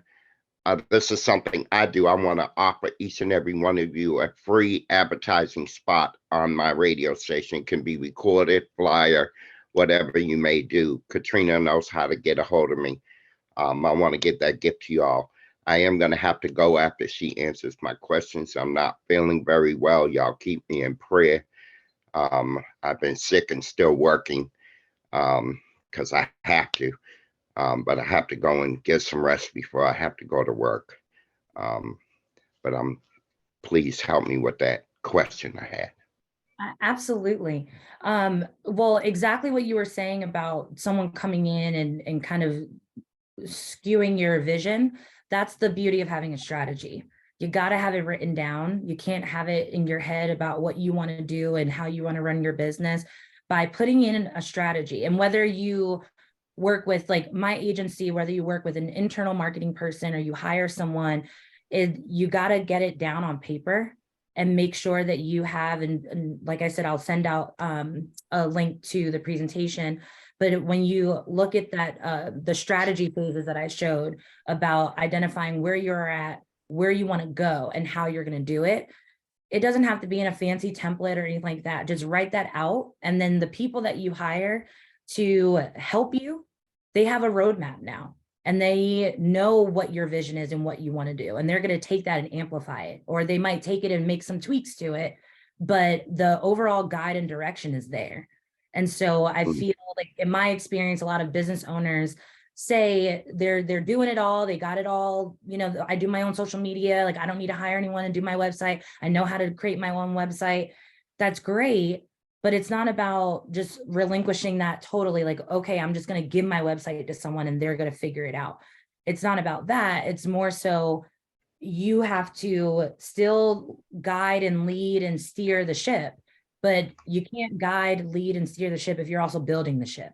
You can't drive and change the tires. So you have to pick a lane, and then you hire people to support that, not someone that's going to come in and change it or do it for you. You want to be the person that's leading it. And so, another plug from my agency is just that we hold your hand, we help you, we are your partner. We're going to sit down and listen to what you need and meet you where you are and give you something that's going to be effective for where you are. Not come in and say, okay, we're this corporate marketing team, we know exactly what to do and how to fix your business. This is what you need to do. If you're not going to do it, then there's no point of working with us. You don't want to work with people like that. But if you have a true vision for your business and you have the strategy, you can then have someone, you can hand it over to someone and say, hey, this is what I want. And they'll be able to optimize it and perfect it and tweak it and making sure that it's the best thing that it can be, but it's from your vision. So I'm not going to be Donald Trump and say you're fired. I'm going to say you're hired, and I'll Right. be in contact with you. And I was the one when you had the telephones, cell phones. My business was the one that was on drugs. That's why I had to put the laughing face. Yeah. I mean, Pleasure to meet all of you. I'd be able to talk to you guys today if I didn't go through it myself, of even that transition of being an independent contractor and doing everything on my own to now having a team where I have to deal with all the overhead of the business. I'm running the business, but I'm also here to help and here to guide. So it's really important that you have that aspect of it, of having that clear vision of what you want, and then people can then support you on that and making sure that your vision isn't lost and they're actually making it come to fruition. Thank you.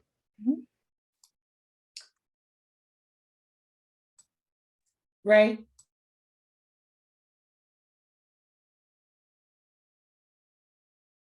I think you're on mute. Yeah, I'm done. Okay, I got it. So is it Taryne? Taryne, yep, like Taryne. Karen with the T. Yes, that's beautiful name, beautiful speech, Thank you. beautiful concept that you have there for your company as well. I know what it's like to throw money down the drain when it comes to marketing. Yes. And when I tell you, it was about $9,000 a year for me with farmers. Mhm. And they would take it out of my folio every month. And they never relinquished for 3 years Wow. and never put my name on anything. It was always Farmers Insurance. Right. Okay. Just my face. Mhm. So I had to go out and spend an extra $2,000 and found my own marketing team to make my numbers. You know what I mean? Mhm. So I know what it means to throw money down the drain. That's why now I do a little bit, friends and family here and there, but right now I'm kind of in a transition, and my sister doesn't know this, but I have an opportunity to be an agency owner again, but with State Farm. So I'm Okay. going through the background check right now, credit check, and everything. So this time it's going to be different. Mhm. And I appreciate all of your information because I know what it takes, and it's not a fly by night process No. to get those clients rolling in and seeing your business. And it takes some time, but it also takes money as well. Mhm. And I appreciate what you spoke about establishing relationships, Mhm. and that's really the key. Once you establish the relationship, then you earn their trust. Mhm. Once you earn their trust, the sky's the limit. You Right. know, they'll give you everything. They'll give you their home. They'll give you your life insurance. They'll give you everything when it comes to the insurance business. Um, I just had a client move from California to Boulder City, Nevada, and they contacted me, and I just went online and got my insurance license in Nevada, just based off of that one client. Because guess what? They paid me $2,700 a month for life insurance Right. as we speak. So I would love to work with you. Once I got to go through a 26-week course to get my financial license Mhm. here soon. Once everything is approved and everything, I will be contacting you Mhm. because I know State Farm probably has their own marketing program as well. which will be coming out of my folio. But I already know when those big multi-billion-dollar corporations send out marketing information, they may have your name on it, but that's it. And Right. then it's like, oh, we did it for you. But they're marketing State Farm. They're not marketing you as a business owner. So you have to do something separate to separate yourself from the competition, because there's 19,000 State Farm agents in the United States. Exactly. Yeah. What makes you different from the next State Farm agent? Is it Right. because they know you, or they like you, or they like the way you look, or whatever? But you have to establish yourself with what you do best. Mhm. And I will be contacting you, okay? Yeah, absolutely. Thank you. And you bring up a good point, especially in that type of industry. I actually started freelancing with real estate agents, Keller Williams agents, because they do the exact same thing. They provide you with all the marketing package, and they're like, here you go. And as a real estate agent, and I'm from New York, and within that year that I started freelancing, there's 23,000 real estate agents. It was probably 2012 or 13 or something like that. 26,000 real estate agents were being licensed Yes. per year in Manhattan, not Brooklyn and Staten Island. And it was just Manhattan. And so it's really, really important to identify who you are, what you do, what makes you different in that industry. Even though they're giving you all the marketing tools, your strategy is super important to say, how am I going to differentiate myself? And then how am I going to put myself out there for people to find me? Because the biggest thing is when you're in a situation like that, your brand becomes everything. And then when people get to your website as you, as Ray, a State Farm agent, they don't care about State Farm. They probably looked into life insurance. They looked into their homeowner's insurance. They kind of know what they already want. But if they're on your site, they want to know about you and what makes you different. And so all of your communication, all of your different digital channels, all of those things, just like you said with that couple in Nevada, they built that relationship with you personally. You need to translate that into their digital experience. Right. And so when people are out there in the world going on Google and typing in, how much should I pay for life insurance? Your content will come up, and it's a seamless experience from that piece of content to then going to maybe a landing page for them to get a piece of content in their email, for then you to send them an email. Then they go to your website like, who's this Ray guy? Okay. They want to learn more about you. They're on there, and all of that is a seamless experience to get them to say, we're going to work with this guy. So it's really important as you're going through your State Farm, like take all of their marketing. That's free. Wonderful. Great.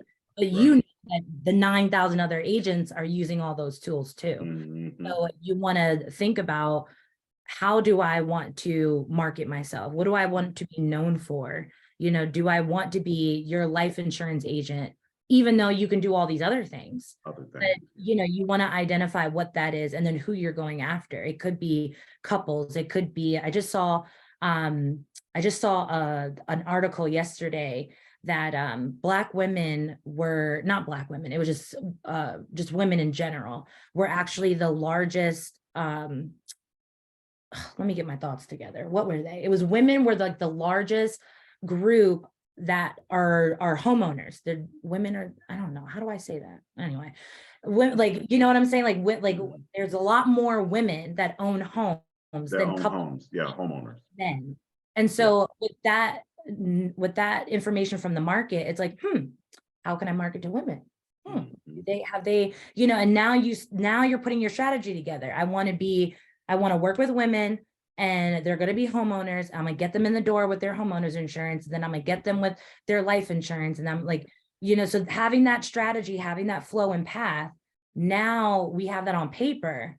We can make that vision come to life online. And that's how we know what content to write. That's how we know what to post on social media, what platforms to be present on social media. Not everything's for everybody. Right. So you don't want to learn about life insurance on TikTok, okay? Right. No one's checking for life insurance on TikTok. So, that's all a part of your strategy. And once we get over the strategy part, and like I said, it doesn't have to be 6 months. It can literally be a couple weeks. It could be 10 minutes before a meeting to just put a plan together. And then once you have that strategy, now we can start talking about the tactics that it's going to take to get there. It's like, okay, I want to grow my business in Nevada for life insurance. That's the strategy. How are we going to do it? We're going to do it by utilizing Facebook. We're going to do it by putting a flyer in a grocery store, a circular, something like that, you know? So now we're talking about tactics. And most times people will come in and they'll say, okay, I need you to write blogs for me. And I'm like, but why? What do you want your blog to do? Well, we just need to get blogs out. Well, what's the goal? What's the objective? What you want your blog to do? Who do you want it to speak to? Like that part is the strategy. The blog is the solution. That's not where you start. Okay. Mhm. Yeah. So question is, what do you think is there a right number as far as dollar wise when it comes to marketing, No. the beginning of marketing, or do we go from incremental, like start 500, 3 months later, let's do 1,000? Nope. Depending on, so it's basically depending on how you want to strategize and how much money you want to spend to get that strategy out to the world, basically. Is that Exactly. what? Exactly. It's very, very subjective to your unique business and your target audience. So that's what we talked about personas, because you'll see articles about when's the best time to post on Twitter. 2 p.m. on a Tuesday. It's the best time. Mhm. But if all of your audience that you're seeing is interacting with you at night, that doesn't mean you don't send tweets out at 9 p.m. because you want to switch to 2 p.m. because they told you to. You have to do what works best for your audience and where you're going to get the most engagement. And so the dollar amount that you're spending on marketing, yeah, there's some formulas that you can go by to have a benchmark. You know, just like with getting married, they say an engagement ring is supposed to be 3 times your salary. That might work for some people, but that's not everyone's story. So again, I would go back to creating that strategy, identifying where you are, what you want to do, how you're going to get it done. And then we can match up what it's going to look like to get that executed. Or you can do the IKEA effect, do it the opposite way. IKEA says, we're going to build a table for $200, make it happen. And so when you have that dollar amount, now you look for the avenues that you can hit that budget mark. So it's really up to you. Okay. And there's no right or wrong. It's not, people might say, oh, you need to spend $500 to get a return. Again, that's based off of a global metric, or that might be based off of what they've done. You have to look at what you have done in the past, how people are interacting with you, and then you can set those benchmarks to say, well, I was spending $500 on Wedding Wire and I was getting these types of leads and they're putting me in this location and that location. However, their next package up is $1,500, but this is what they can do for me. And it's going to drive X. And so you have to determine what's going to work best. And that's why it's ultimately an investment. Marketing is not a sure way for you to get sales, because marketing is not sales. It's you know, so you got to try things. And that's where data comes into play. That's where technology comes into play, to make sure that you're spending your money effectively and efficient. But no matter what you see online or what anyone tells you, I'm telling you today from someone that knows 100% that there is no set budget, there's no set channel, there's no set audience that you have to go after in order to make a profit. Now, do all your girls, are they strategists as well? Yes, our whole team we're digital consultants, and we all help our clients from like an account management perspective to make sure everything stays on track. And we work with the strategy part, and we also do execution as well. Okay, because I'm an independent agent right now. I have a few clients, and I spend probably about $250 maybe every 2 or 3 weeks. I launch to all my current clients, I launch something to them every month. Every month something comes out. I use a company that launches this stuff to people. and basically, when it hits them at the right time, I get a phone call, or I get an email, or I get a text message saying, please contact this person, or please contact that person to help in these situations. And that's how I get clients as well. I also use another tool it's strictly for insurance agents. People put their businesses out there, no matter what state it is. And then I write through them. And they put their business, how long they've been in, what type of insurance they're looking for. And then if I'm licensed in that state, then I pull it, and then we go from there and start quoting and different things like that. So I use a lot of different tools to get clients. It's just within the past 3 years, the insurance business is what they call a hard cap. They've been hard capping people based off the industry, and it's a pretty tough game. So right now, when it comes to insurance, but as far as the homeowners and life insurance and car insurance and homeowners insurance, they're not paying the return on investment is like in the dumps. So life insurance and financial securities is where the money is right now. So I would probably target more life insurance and financial securities such as mutual funds and individual retirement accounts, because those will have the greatest return on your investment. So that's going to be my goal going forward. Right. So, but definitely, there you go. Yeah. But I appreciate everything you did. You did a beautiful, wonderful job, and you'll be hearing from me. Okay. Thank you. I appreciate it. Taryne, thank you so much. And you know what? You hit on so many things. And I know this, maybe I should have labeled this a different type of workshop, even though it's a wedding workshop summit. I think if you're an entrepreneur or a business owner, everything that we've talked about, whatever type of business that you're in, all these aspects are important. Because I thought about, as you were talking, some people just want to do elopements, or some people just want to maybe do premarital counseling with couples. You know, there are so many different niches and switches and shifting that you could do with your business. They all can fall under one umbrella, and you could do, you know, all those different things as long as they connect. You know, so I like, you talked about budgeting, because it's very important. You know, myself as an entrepreneur, I have to be very careful because where I spend my money, because again, we all know we've thrown money out there. We've thrown it away to different websites, different apps.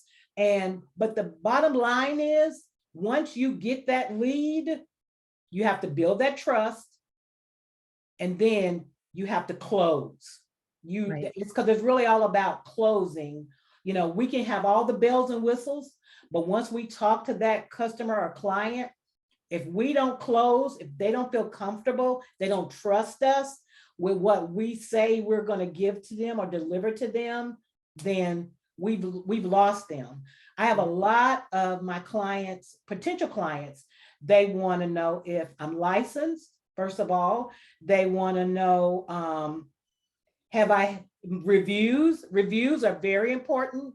I know a lot of you can agree with that. They want to know, you know, if you have ever had a bad review, how did you handle it? You know, so think about all those things with your business, because it's very important. People want to trust that they're spending their money in the right place. And that's the bottom line. They want to be able to know that I'm giving you my money. I want to know, can you capitalize, or can you provide the service that you say you can? Thanks, Taryne, so much. Again, all of the teachers are putting their information in the chat, and this is being recorded, so everyone will be getting a copy of this. If you have questions that weren't, that you didn't get to answer, reach out to them individually and they definitely will respond back to you. So now, our last presenter for today is Bryon Curry. One of the biggest things that I believe in this business is making sure that you know, how am I going to file my taxes as a business owner? And that's what I wanted Bryon to come in and talk to us about, just tax education. Not getting in trouble with the IRS or getting those kind of letters saying, hey, I'm putting a lien on your bank account, or, all kind of, all those things that can happen as a business owner, and how we have to be smart about those things. So without further ado, I am going to pass it over to Bryon. Bryon, thank you so much for taking the time out of your schedule today to be with us, and the floor is yours. Well, thank you so very much, Katrina. I'm delighted to be here. I had a comment for Taryne, and it's really for all of you because I'm a former Air Force recruiter. I used to be stationed in Charlotte, North Carolina. So I lived there for 4 years. I was even in the Rock Hill office for a little bit. And one of the things that they used to tell us, because they had a very limited marketing budget for us, but is to understand the power of perpetuated leads. And basically what I would do, and this is for all of you who are business owners, that when you find that one magic moment in your transaction where things are good and your client is super satisfied, tell them this: if you appreciate who I am and this experience, tell someone about me. And so I'm telling you this because I'm helping this lady with her taxes. She was so pleased. I said, can you just, if you're happy about it, tell somebody. That lady brought like 15 leads to me in a week. And so it didn't cost me a dime. I just said, give them my name and my number. So anyway, that's what I wanted to share. But for you all today, I wanted to just give you some tips and some pointers on tax literacy. I was talking to Katrina. She said she just wanted me to focus on that. And so I kind of have this broken down in 2 or 3 blocks, and then we can just kind of talk about it.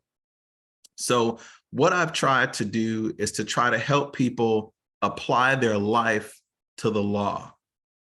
Okay. And understanding the law will help you maximize the benefits that are legally entitled to you.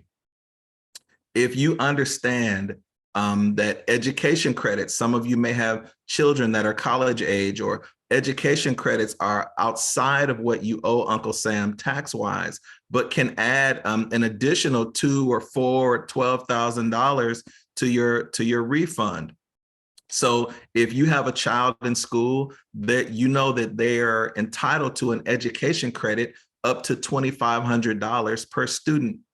If that be the case, and if you maybe don't have a degree, then maybe you and your spouse can go to school with your children, and that can get you an estimated, and add an additional $7,500 to a tax refund. I did that for my cousin, and they had 4 of them in college at one time. So you just imagine what, an extra $10,000 possibly could do to your refund. If you're a green person and you want to minimize the impact to our government, to our environment, you're seeing the shift from electric cars to hybrids. If you buy a new car and it has some sort of emission control or energy saving feature where they shut off at the traffic light, and when the car, you lift off the brake and the car takes off, you get a 10% energy credit off the purchase of the car. So if your car was $50,000, you just got a $5,000 energy credit or vehicle credit to your tax return. Home residential credits, down here in Texas, it's hot all the time. So you see solar panels everywhere. So those are incredible credits to your taxes, up to $10,000, $20,000, $30,000 in addition to your tax refund. So, and that's solar panels, that's new windows or doors. If you go to Home Depot or Lowe's and you're buying appliances and you see the Energy Star symbol, those can also yield you credits to your taxes. So that's just understanding. So if you know that I got to buy a car, you may look at maybe a hybrid to not only, reduce emissions in the environment, but also add some change to my pocket. You might enroll in school if you knew it would add, $2,000 or $3,000 to your pocket. So those are just understanding the law. Okay. Secondly, know what's deductible as a business owner. Everything that has to do with you as the business owner can potentially be a business expense.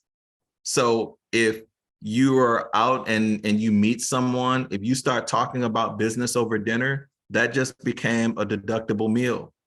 If you are stressed out from your job, right? If let's say Taryne is in a high estrogen environment and these girls, although they work hard, is getting on my last nerve. If you take a trip to Jamaica to get yourself refreshed, that just became a business expense. So you have to know and understand. And so deductions are different, maybe for a marketing strategist than they are for a barber, than they are for a mechanic. So within the tax law, each deductions are set up a little differently, although you have some general basic deductions for every business owner. Getting in the weeds is the difference between that last dollar being in your pocket or Uncle Sam's pocket. So it's okay to get in the weeds and having someone know how to depreciate your home, how to depreciate your car, how to depreciate the new phone that you bought or the new laptop that you needed for your business. Every year in the tax year is its own slice. So what you got last year may not get you that this year, or you may get extra. But like during the pandemic, credits were much larger because families were struggling. Now the credits are back to their pre-pandemic levels. And so tax refunds are a little smaller this year. You could have done the exact same thing and got $2,000 or $3,000 less because some of those credits are much smaller. Watch for changes in the law. Every year or every time we get a new president, there's usually a change in the tax law. When George Bush was president, George Jr., him and Barack Obama kind of adapted the same tax laws. They were family friendly. If you gave to your church, if you donated to Goodwill, those were fantastic things for your tax time. When Donald Trump came in and changed the tax law, it was centered now more around businesses. So if the standardized deduction doesn't get you a refund, you won't have one.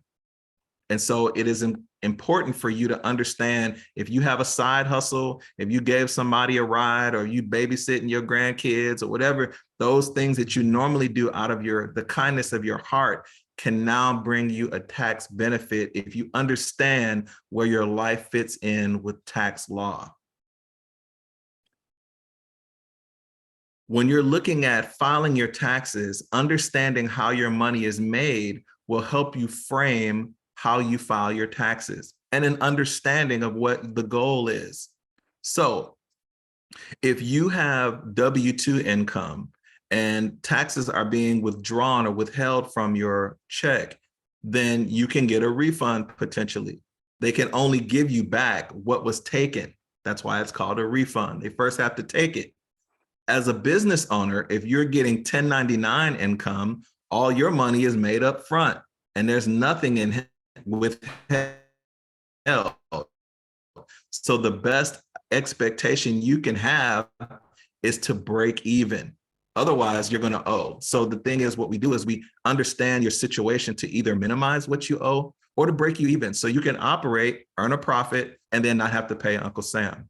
And so in doing that, you may have your spouse may be W-2 and you may be 1099.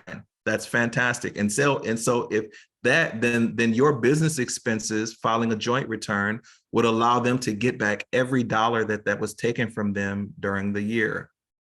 But you have to understand, again, how the money is made. Katrina mentioned about the IRS, and I want you to know this just because they kind of have a bad rep, and just understanding and helping people with their taxes, they really just want to get it right. They really don't want to cut you a $40,000 refund check every year, nor do they want to have to garnish your wages because you're in the hole $20,000. So they really want to, and here's where the war is won.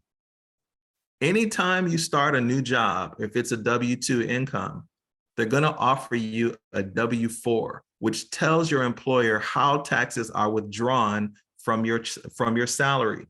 So I would tell everyone to claim 0 and single, because there are variations to how you're taxed. So if you have just one exemption, they'll take let's say they'll take 75% of what they would have normally taken had you claimed 0. So they'll take some of it and you'll get some sort of refund, but it may not be very big. Or you might have 2 or 3 exemptions where you get all your money up front, and come tax time, you'll just break even. And so all of those things matter when you're at the very beginning of employment. And then lastly, have a plan for the refund.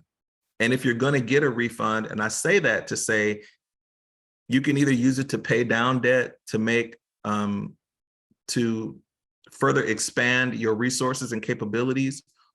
You can reinvest it in your business. And then everything that you do then also, again, you can deduct, and it's a force multiplier. And then also, if you don't understand the law or tax law, if you're over your head about it, either educate yourself or hire a professional. Both of those two will serve you well. And then lastly, that anything you spend on tax prep is tax deductible. So that's really what I wanted to share as far as tax literacy. I'd like to open it up for questions, and we can dialogue. I put my information in the chat, but every person is unique, and so. But usually, when I'm trying to help someone with their taxes, the more I know about them, the better relationship I can engage with them, the easier it is for me to apply their life to the law. And so, but that's what I got. And so, Katrina, thank you for allowing me to just share a few nuggets of what I've gained over the years. I've been helping people with their taxes for about 18 years now, and it's it's funny that we're having this because I may even have to. I'm a full-time minister, so I retired from the Air Force in 2010, and the Lord called me into the ministry, and I've been a full-time minister since 2011. But I mean, what's happening right now is taking off on a ridiculous pace that I actually may have to just open a business. So it's crazy. It's crazy. But just, who would have ever thought? So Bryon, thank you so much, because I've got a couple of questions myself. So I know when you and I were talking, and we were talking about, one spouse having the W-2 and then the other spouse, not working, but having their own business and doing the 1099. Talk about that 1099 form for up and coming entrepreneurs. First of all, where do you get the 1099 from? How do you report your money? So talk about that. Okay, so that's a great question. So if you legally, any work that you do that a person or a company charges you in excess of $600 for the year should prepare a 1099 for you. If you don't, let's say if you're a hairstylist and you just make money, and look, I'm making about $8,000 a month, and I don't have any forms or whatever the case may be, then the tax platforms that you use will automatically generate that for you, and it'll just tell you, and it'll basically take you at your word. If you need to fill out a 1099, it'll just say, how much money did you make? And you fill it in, and it'll say, okay, on $100,000, you owe Uncle Sam $12,000. And it'll tell you. And then you begin to populate it with your expenses and the things and deductions to help get you out of that hole. And so, but the difference is, and this is why the relationship is so critical.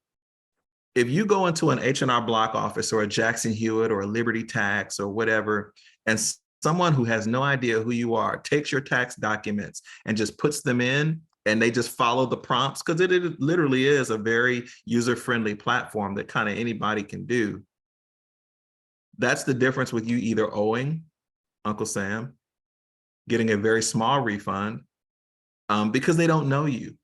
And so thankfully, because maybe I'm a minister, maybe because I understand the relationships that I have and kind of who's doing what, it helps me ask the right questions to get them to the right place. And I'll say this because if you've ever seen the He movie, isn't here. if you've ever seen the movie The Accountant with Ben Affleck, and he's an accountant and he's in an office with an elderly couple, and he's basically kind of coaching her to say, look, you know, what did you do with your jewelry making business? What did that cost you? And he's trying to help her to understand that these things can benefit and help you. And she was kind of standing in the way of her blessing that he was kind of offering her. And that's kind of what happens. And so when I'm talking to people, I'm like, look, this is not the time to be shy and humble. This is the time to get you out of a hole. You know, you won't end up in a cell next to Wesley Snipes, and you won't be braiding Bill Cosby's hair. I just need you to be truthful with me about what you know, what have you have done that I can apply to the law. So but the other part of your question is 1099. The first thing I ask them is, what did you do to earn this money? And then that sends me to the tax code to frame for what they did, so I can best maximize their expenses.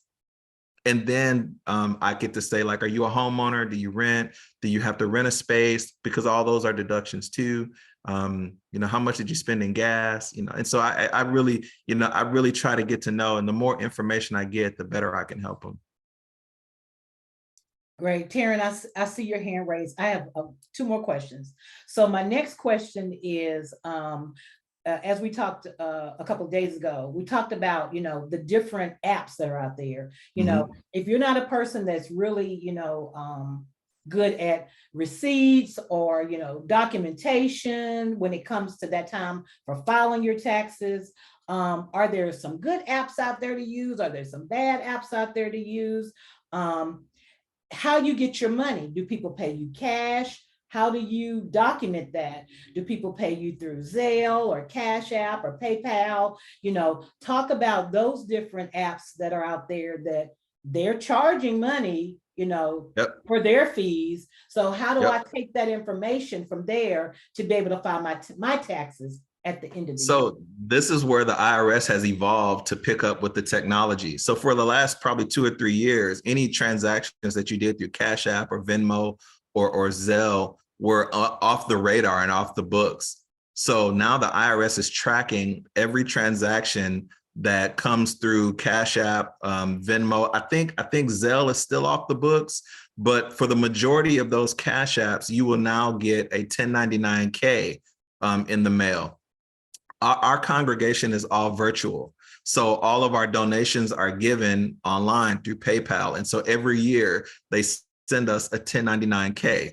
If you receive payments from your customers through Cash App or one of those pay apps, then I would suggest that you wait a little while before you file your taxes and make sure that 1099K comes in, because you don't want to file your taxes and then that 1099K comes in and you have to amend it.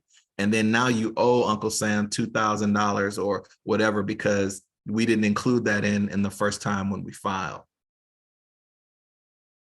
Great. Taryne? PayPal is the same way. So PayPal will also generate a 1099K. So each one of them has to, by law, because that money is reported now. You see, there's a digital footprint for it. And so they will generate the documents for you, and you know, so you can include them in your taxes. Great. Taryne, you had your hand up. Yes, I have a question. Being recently married, I wanted to know, my husband is W-2, and so as a business owner, I always struggle with my taxes. It's like I have PTSD. It's like it gives me hives. I don't want to think about it, but I got to do it. Would you recommend filing married and separate because I have a business, or filing jointly? Well, I would file, if I were advising you, I would advise, unless you had like some sort of lien where the IRS was garnishing your wages for like college debt or something like that, I would recommend that you file jointly, and this is why. All of your business expenses will get back every dollar that was withdrawn from his paycheck throughout the year. If you guys have a mortgage together and your lives have already been blended, then you don't want to have to separate, well, who's going to claim the house and who's going to claim this and that. No, it's one house. And so if you let that work for you, you can have them maximize what they would draw out of his taxes. And then the things that you do through your business will bring it all back into the house. And so the two work together. You don't want to set yourself up in a situation where if you are separated, that you either get nothing or he gets less than he should have gotten because he lacks the expenses to maximize his refund. And that's how the two work together. So if you did it separately, and as far as standardized deductions go, they just take a married couple, which gets a standardized deduction of, let's say, $25,000. And they just split it in half. So he would get 12 and a half and you would get 12 and a half. And so the 12 and a half is less help for you. Right. And both of you kind of suffer if you file separately. So I was doing this with a teacher. She was W-2. Her husband was a truck driver. He was 1099. And not only did she get everything back, he didn't owe anything. Okay. So he got a chance to just like operate, make profit, and then and they get money back at the end of the year.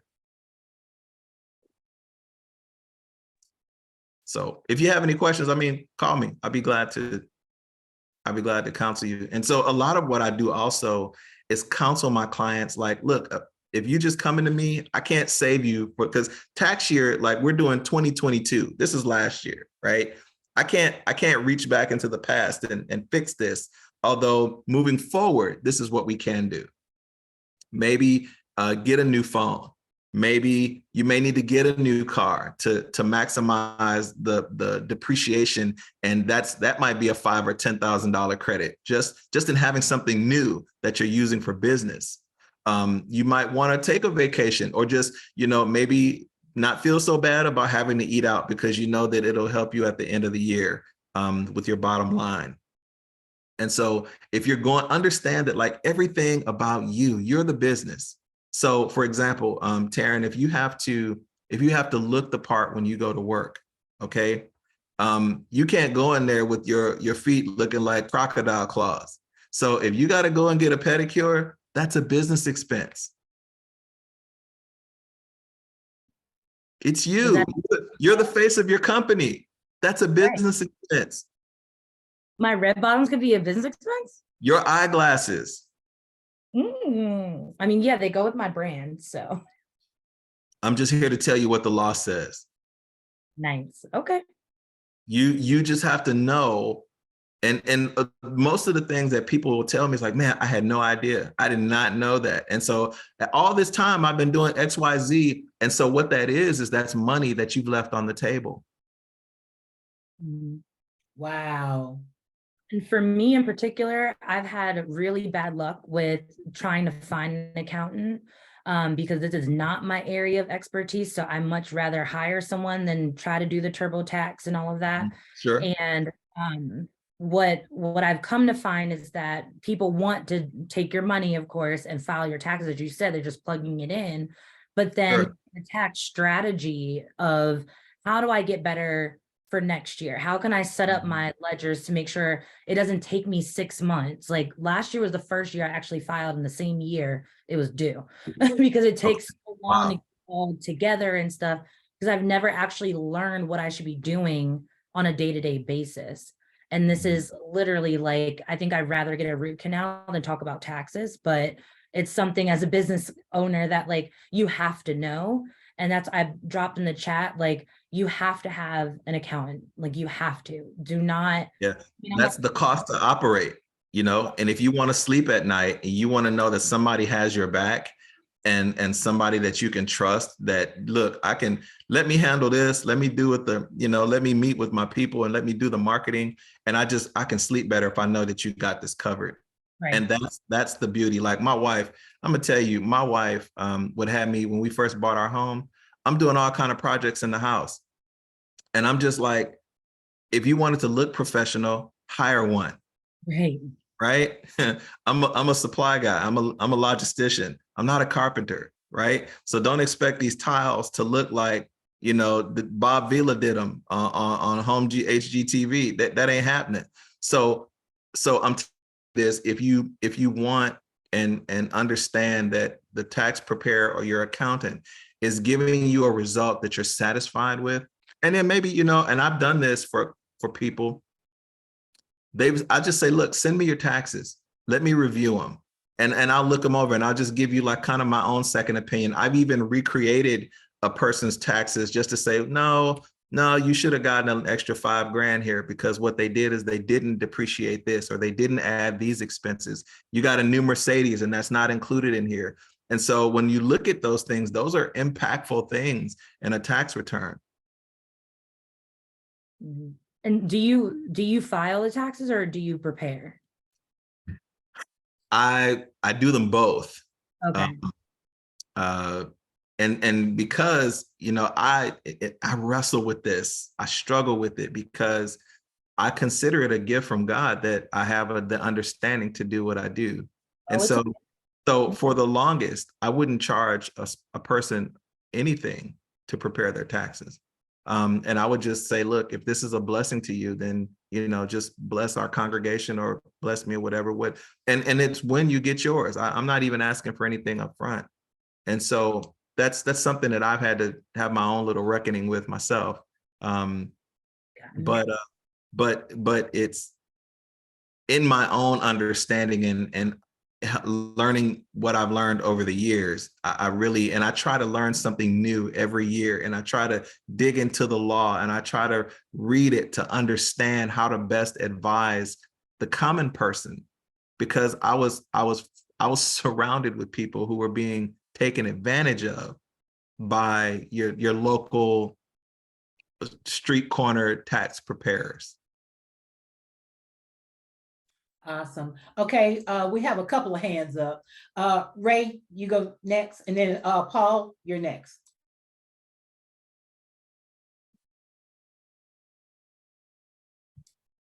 Ray, Hey, I Bryon, think My man. yeah, but I just want to let everybody know that, first of all, Bryon and I have been friends since when, 2007? No. 2001. No. We were in 7-level school in 2003. Three. Two or three. Yeah. So I've been knowing this man for a very long time, and he's helped numerous people, and I mean, very, very authentic guy, and but I wanted to ask you a question just to kind of let everyone know, if your business, or if you're in a loss on your business and you didn't make money that year on your taxes, is there a tax credit from the IRS, So or how does that work? So that's a great question. I don't know that there's a credit for loss, but I will tell you this. If you owe Uncle Sam, all is not lost, okay? What I would recommend, that if you find yourself, let's say you owe $6,000 and you said, look, I ain't got it, right? What I would recommend is that you mail your taxes in, and then enclose maybe a check for $100. And what the IRS will do, will reach out to you and they'll say, look, you still owe us XYZ. And then you will have the opportunity to maybe set up a payment plan on your own terms, to where they're not garnishing your wages, because that's a whole nother conversation. So, but when a person starts a business, the IRS doesn't expect you to make profit right off the jump.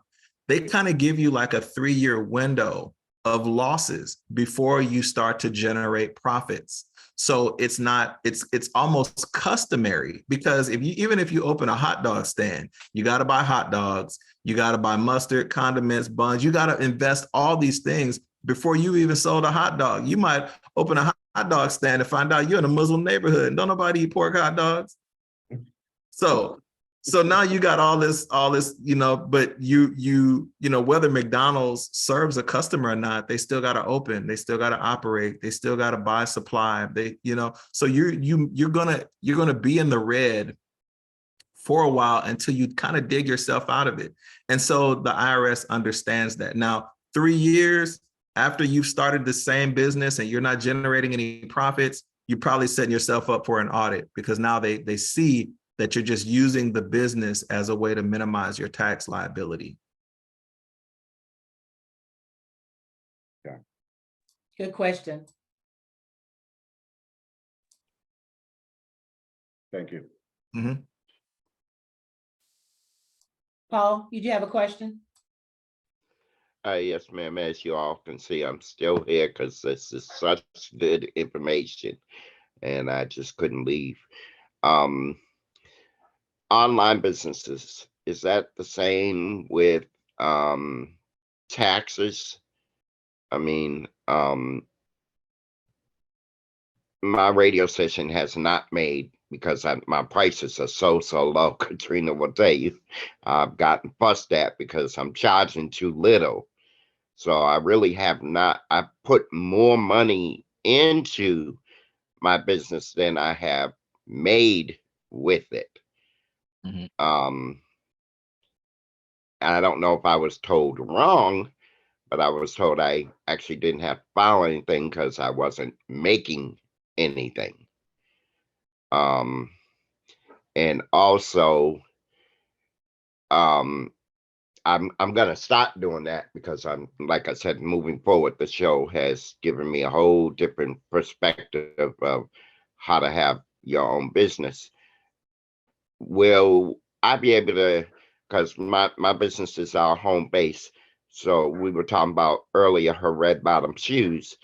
Um, will I be able to use, like where I work from home, when I'm filing taxes, when I start to file taxes, can I use like because I'm using my internet, I'm using my phone, everything that I have at home, I'm using for my business. I'm not in an office.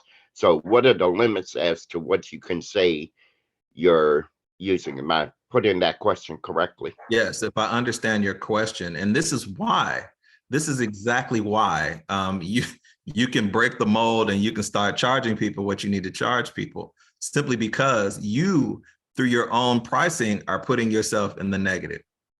If you and your wife together have a $25,000 deductible, that means that you can earn $25,000 and pay no money, no tax on it at all. The other part of it is, because your business is home-based, you can depreciate the value of your home. You are using your own internet. You are using your own phone. You're probably eating from the groceries that you buy in the refrigerator. All of those things are business deductions. Even if you got to take your car to go to the store to get it, or meet with a client, or whatever the case may be, those are all business miles. So you have to know that you could probably, I don't know, I don't want to throw out figures, but you could probably make $30,000 or $40,000 in income and have very little to pay on it, if not anything, just because of your operating overhead. Bryon, can I ask a question? With that being said, if you do have someone, that is on a fixed income because of disability or whatever, are there some certain limitations of how much they can get back on their taxes if they're supposed to be in a certain income bracket? No. So, but every income starts in a taxable bracket. For example, let's say you make 75,000 and below, then your tax percentage, your tax liability is 10%. So whether you made 2,000 or 40,000, you're either going to owe 4,000 or 2,000 respectively, depending on what that income is. When you climb into 115,000 or 200,000, now your tax percentage might be 15% of your income. And that's why you hear like the president talking about the wealthiest should be paying like 35 or 37%. That's their tax bracket. We don't make that kind of money. So ours is like 10% or 12%. And I also want to share this because people ask me about, Bryon, what if I get audited? Okay, that's the dirtiest 5-letter word I ever met or heard. The only thing that I know of that will get you audited, well, the two things that I know that will get you audited is if you file a tax return and it doesn't make sense. And what I mean by that is, as a minister or the IRS even expects that if you give your offering, if you report your offerings on your tax returns, they expect to see 10%. Okay. If you go 15%, they'll say, we'll take it. But if you see an offering where it's like 40% of what your offering is, they're like, hey, look, wait a minute, and it could be true. And if you have the documentation to support it, by all means, but I'm telling you, that will invite an audit. The other thing is, if you're documenting or recording expenses and everything ends in zero, well, my cell phone bill is $1,200, my internet is $900, my car insurance is $200. We don't live in that kind of world. Your insurance is $1,211.26. And that's what needs to be reported. And so a lot of times, if I'm doing a person's or helping a person with their taxes, then I'll show them, okay, let's say we'll do the math and then we'll add sales tax to it because that's a real number. Or fees or whatever it is. Well, those are real numbers. And so you want it to make sense. I've been audited before. And thankfully, the IRS ended up owing me more money. So I haven't been audited since, but I'm just saying those are the things that will lead to an audit.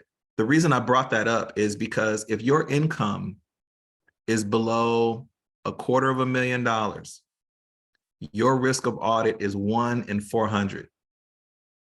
So just imagine a stack of 400 tax returns and they reached in there and grabbed one and it happened to be yours. It's that random.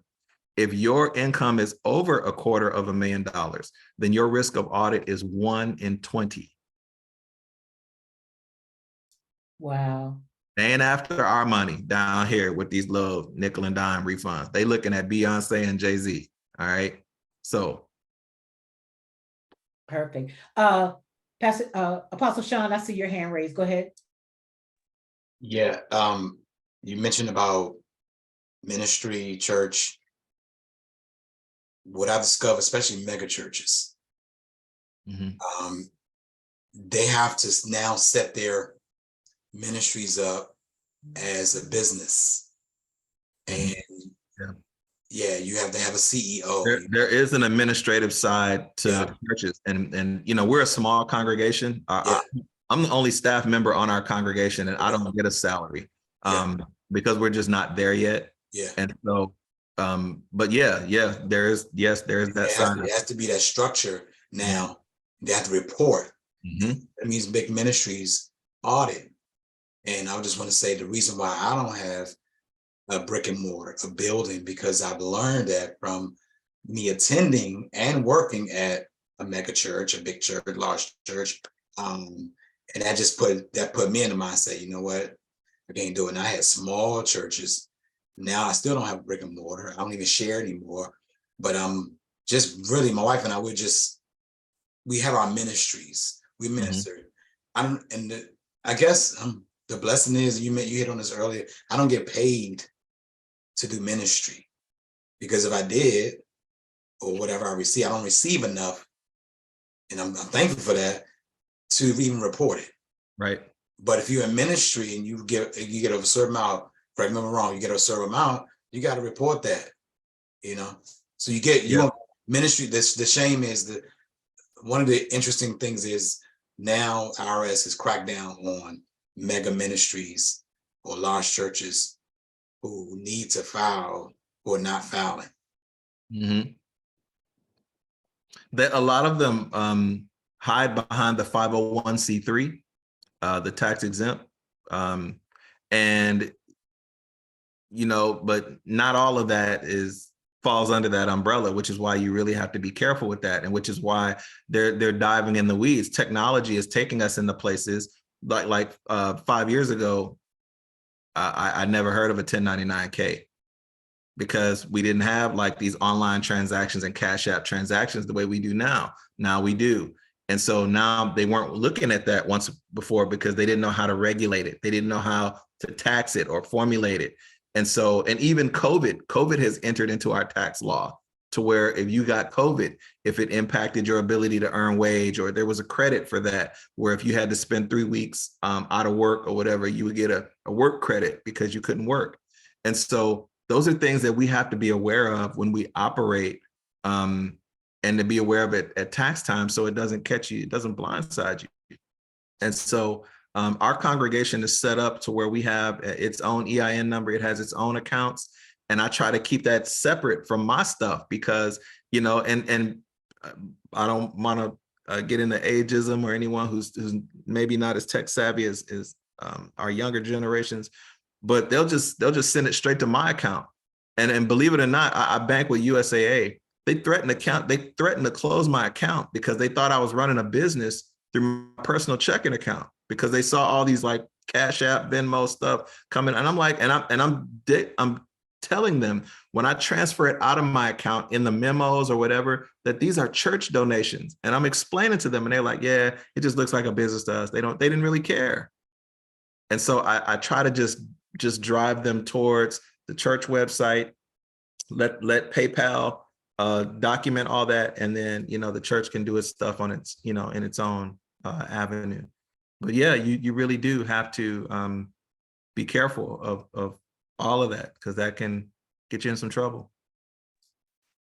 We had a question in the chat by Paul. He says, so if you have a ministry, how many members would you have to report or not report?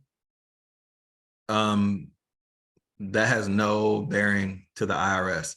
What they care about is if it made money and if the money is taxable is really all they care about. And and you know, the truth of it is, you know, I'm just saying transparency is best, you know, be transparent, report it, deal with it, and move on. And you can move on with a clean conscience and clean hands. You know, even the Lord said, you know, render to Caesar what is due to Caesar. So if you got taxes to pay them and press on. But I don't want you to pay. I don't want you overpaying.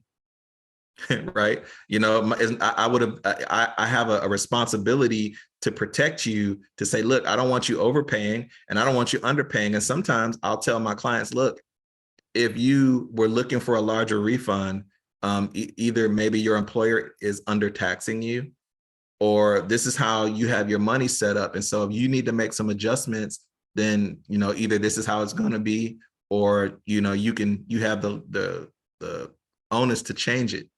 But moving forward, this is where we are today. And so, but as far as congregations and stuff and size, that's of no bearing. It's really just about structure and how it's set up to take in offerings, and are those offerings being reported, and to what purpose are they being used? So ministers are a little different because, you know, sometimes a church will, you know, provide a home for a minister, or rent, or, you know, housing assistance or allowances. And there's a whole lane in the tax law for that. Great. So we're coming up near the end of our workshop. So if anybody has any additional questions for any of the other speakers, teachers, let me know. But I do have one question. So in the chat, and we talked about this last night about reviews. How important is it when you're in your business to have reviews? And I think we talked about that. You hit on that, Bryon, about, you know, if you've done a service for somebody and you did a great job, tell somebody. But now I think we have all these different opportunities where people can see our reviews publicly, like Google Business and things like that. And whichever one of you want to talk about that, talk about reviews and about how important that can be to drive your business, and for people to come and to actually, you know, inquire about your services. Whichever one of you want us to talk about that. I could jump in from a marketing standpoint. From for driving growth in your business. Reviews are, I think, as Bryon was saying, how he has so many people coming to him just off of one word of mouth. It's like, it's free advertising. That's really what it is. And in my presentation, you saw it go from like anonymous to the prospect, to the customer, to the promoter or evangelist or whatever you want to call it. That's what you want to strive for. Your customers that you work with become your own evangelist for your company that can talk about it. And so from a marketing standpoint, and incorporated into your marketing campaigns, or even within your sales process and your sales cycle, you want to implement some type of surveys or asking for reviews. The easiest way to get reviews, as Bryon was saying, was to ask for them, and then from there, you always want to be following up, responding to them, even if it's a customer that's absolutely awful and they're awful, and then they left you a really bad review. You still want to address them because other people are seeing that. It's never like if you go to a restaurant and the waiter spills your plate of food all over you, is it, oh, I'm never coming back to this restaurant ever again just because the waiter did that? Or is it more so of the manager comes over, comps your meal, terribly apologize, has you go and sit at another table, they give you a gift card to come back next time? You're not necessarily just going to come back for all the free stuff. You're like, you know what? This tragic event happened, but they recovered and they treated me with kindness and respect. And, I definitely would still go back there, even though I had a bad experience. So even those poor reviews, when you address them head on, other people can see them. And so how you handle it it won't necessarily deter people from using you. It's just more so of more reinforcement that this person is, or this business is a stand-up business, regardless of what happens. So you always want to incorporate that. Even some of my clients that have more of like a service business of selling, I don't know, mugs or something like that. If you place your order, they'll send you a survey that says, how easy was it to place your order today?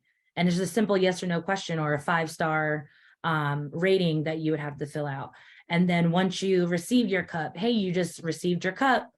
How was your delivery process? What can we improve on? And so that's a part of your marketing strategy, to implement those ratings and reviews within the different stages of that sales process, even after they're your customer. 6 months down the road, even like I've done premarital counseling with Katrina.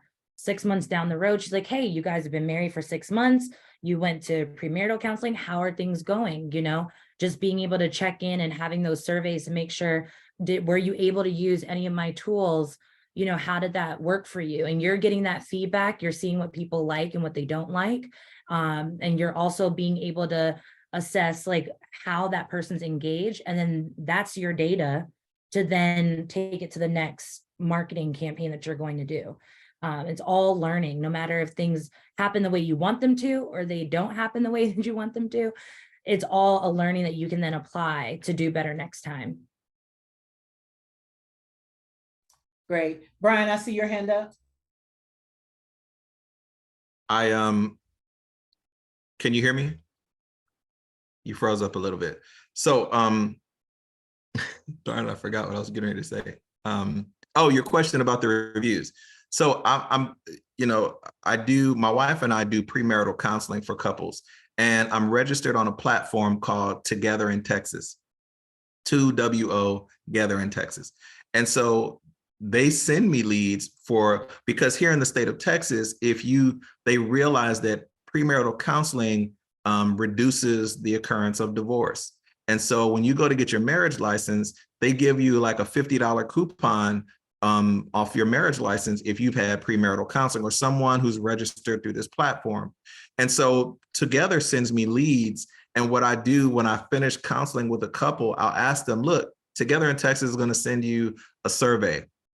Tell them if you've really enjoyed this, what you've learned, tell them about me or whatever the case may be. And then before I know it, I got bundles and bundles of leads. And so I use that truthfully because I don't charge anything for it. I use it as a platform to have one-on-one conversation about the gospel and how important it is in a new couple's marriage. And so we've been able to, we've baptized dozens of couples who started their life off fresh in Christ, based on in their marriage. And so it's a fantastic, so that's how I use it. And so I'll tell you, everybody is a lead. And I'm telling you, when you see in our neighborhood, we're in a newer neighborhood, people come and ring our doorbell all the time trying to sell us stuff. I already have a stack of my business cards by the door. So they're going to get something. I may not buy what they bring into the door, but they're going to get a dose of the Lord before they leave. And so I try to, I welcome that. And I'm going to tell you this, to the degree that the Jehovah's Witnesses don't come to my door no more. I'm telling you. I don't know if they blackballed me from the headquarters of the main temple. I don't know, but they don't come to my door no more. And so that's a whole nother discussion. But everybody is a lead. And if you know, maybe they can't use your service, but maybe they know someone who does. And that's what we'll always have to be putting out there. I like that because I learned from my business coach during COVID that when one thing isn't working, you have to learn how to pivot and shift based on, you know, the knowledge that you have. So I really, really like that. One other thing I wanted to ask as well, and I know we may not have touched on this, when you're a business owner, do you pay yourself? Anybody can answer that. One of you can answer that.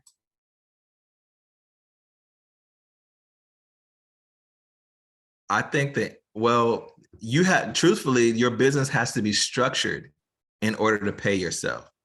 You have to write that in there, that because if I was a minister and I was going to have a salary package, that would have to be in the incorporation, in the articles of incorporation, that these are the benefits of this position, regardless of who sits in it.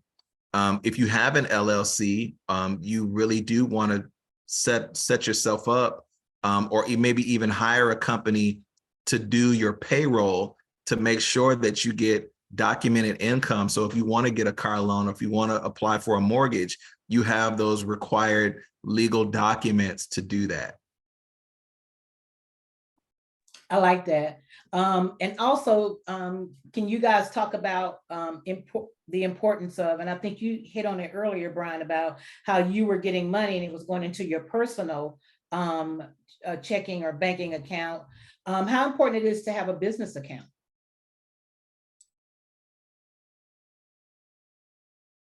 You really don't want to blur those lines between your money and the business's money.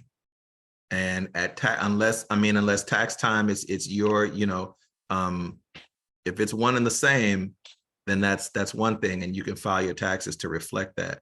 But like Ray said, when you have the risk of being sued and you want to insulate your assets from your business, that's a wise thing to do. So, I mean, and any of you probably could speak to that as well, but I think the insulation and the separation is paramount. I was going to piggyback off of what you said, Bryon. Even if you're a DBA as yourself, I know when I was with farmers, I had paychecks and I had an actual individual retirement account where the money would funnel over to any profit would funnel over to, I would pay myself into that individual retirement account, which was non-taxable. I did it for like 3 years and I ended up rolling that money over into another account once I left farmers and stopped using paychecks. So you want to be able to pay yourself in some form of fashion, but it has to be separate from the business account. That way, you're not throwing all of your money into the business account where you're not making anything for yourself. Because at the end of the day, even when you have to pay your bills, your mortgage, your car note, all those different things, when you're a sole proprietor, you are allowed to pay your bills through your account. So don't, once tax time, that's always referred back to tax time. When your tax accountant or tax preparer prepares your taxes, they already see that. So if you have a bookkeeper, your bookkeeper will keep all of that separated for you. Well, what was this used for? What was this money used for? Then that way it's separate and they know which ones is filed and which ones was personal. Um, so that is separated. So those lines will never be blurred. But having a good bookkeeper as well, once you become, if you can't do it yourself, you need someone else to do it for you, hire a bookkeeper that will keep those lines from being blurred from you. And that's why understanding how the business is framed is important, because if you already know it's a sole proprietorship, then yeah, you can mix and match it, Yeah. But if it's not, then you probably want to isolate it. And Isolated. then if you are like trying your own stuff, your own hand at a tax platform, look at what the platform is asking you. So if it's telling you that health insurance premiums can be in here, then that should tell you that, wow, my health insurance premiums are being deducted from my check, are deductible. If it's telling you that the mileage that I drive to and from the doctor appointment to get these boob implants, that's all deductible miles. If you're going through a transition and you're going from Caitlin to back to Bruce, all that stuff is deductible. So you can see it, and you can kind of self-educate and learn on the fly, if you will. It's dangerous a little bit, but you can learn some things, and there's always some sort of note that this help you, that this is what this means, and this is what we mean when we mean QBI, and this is what these little acronyms mean. It's important for you to have an understanding of what that stuff means, so you'll know that what language is speaking to you at tax time. And I would also add with keeping things separate from like what we just talked about with efficiency. Your efficiency was going to impact your cash flow. And some bookkeepers, or if you have an accountant or whoever is running your books, they can charge you by transaction. Like you're paying X amount of dollars for up to 100 transactions a month. So if you have them going through your personal and your business because you're using one card for your whole life, that will increase the amount of cash that you have to pay them, increase the amount of transaction that you're having, and that's going to muddy up the efficiencies that you can have in your business. And so from someone who's made those mistakes and never knows what card to use, because I'm always like, oh, is this a business expense? Is it not? I don't know. That's why I need to talk to you, Bryon.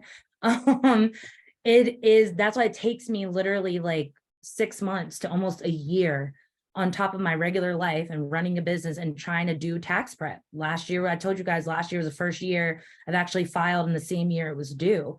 And that is literally from having my transactions all over the place, having to go through, take all of my statements from my credit card for the year, go through it line by line and highlight what I was for business. And, oh no, that was personal. And then I have to hand that all over to my bookkeeper. And she's like, on the phone texting me, what is this? What did you use for that? How much? Well, where did you go for this? Because they need to have that information if it's not clear. And it just becomes so cumbersome and it takes forever.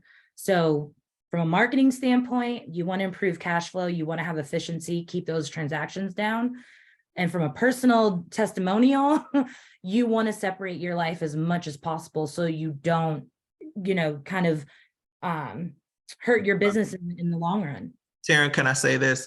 And if it gives you the anxiety that I hear in your voice, poor child, my heart is bleeding right now. We'll talk, because it's been a journey. Wait. So what you really have to do is just set in your heart and say, look, I'm doing this for my business. And then you'll know at tax time, this is what I did for my business. I set aside $40,000 and this is what I did for my business. And you can kind of branch out the nitnoid in the weeds about where it went, and you can just hand that off to whoever prepares your taxes. And then this is, and this is for me. This is for me and my family.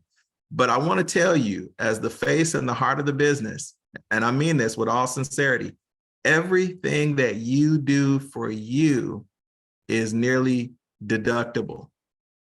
Mm. If you got a wardrobe because you got to look the part, because they're not buying your marketing strategy, they're buying you. Yeah, I got tons of pink blazers. I've literally Hey, I'm hearing you. I got a few upstairs myself. Everything is deductible, and so that's what you need to know. So when you go and shopping for the 34th pink blazer, that you'll know, hey, this is my brand and this is for my business. And so, or you might set it aside to say, look, I got a business budget that I'm just going to do some things for, and just know that money is allocated for that. And then you can operate freely within it because it's all business related. Mhm. Can I piggyback off what you said, Bryon? Go for it. Taryne, I don't know how much you trust your bookkeeper, but your bookkeeper should have access to your business account. So Yeah. they know each month how much money is being spent and the transactions in which you're spending it. That will keep you from doing this Yeah. and doing that, because then they will know specifically if that was for business or is that personal and all those different things. Okay. They And should even- have access. And even having like a debit card for your business. So then you'll know, like when you're out spending or buying, all these transactions came out of this account, and everything you need to know is right here in these statements. Yep. Yeah, That's how you know. That's how you Perfect. know. And when you're a sole proprietor, if you move money from your business account to your personal account to pay your bills, then that transaction, your bookkeeper will know what that transaction was for. If Mhm. it's for, hey, I wanted to do this for my family, or I needed to go do this or do that, all on the personal side, they'll know that the $1,200 came out for all of my personal, going to the beach or going out to eat with my family or going to these different things. That way, when you go out with a client or with a representative from another company or those different things, that business account is being used for that particular thing and not for, the husband or for the child or for my brother or for my sister. You know what I mean?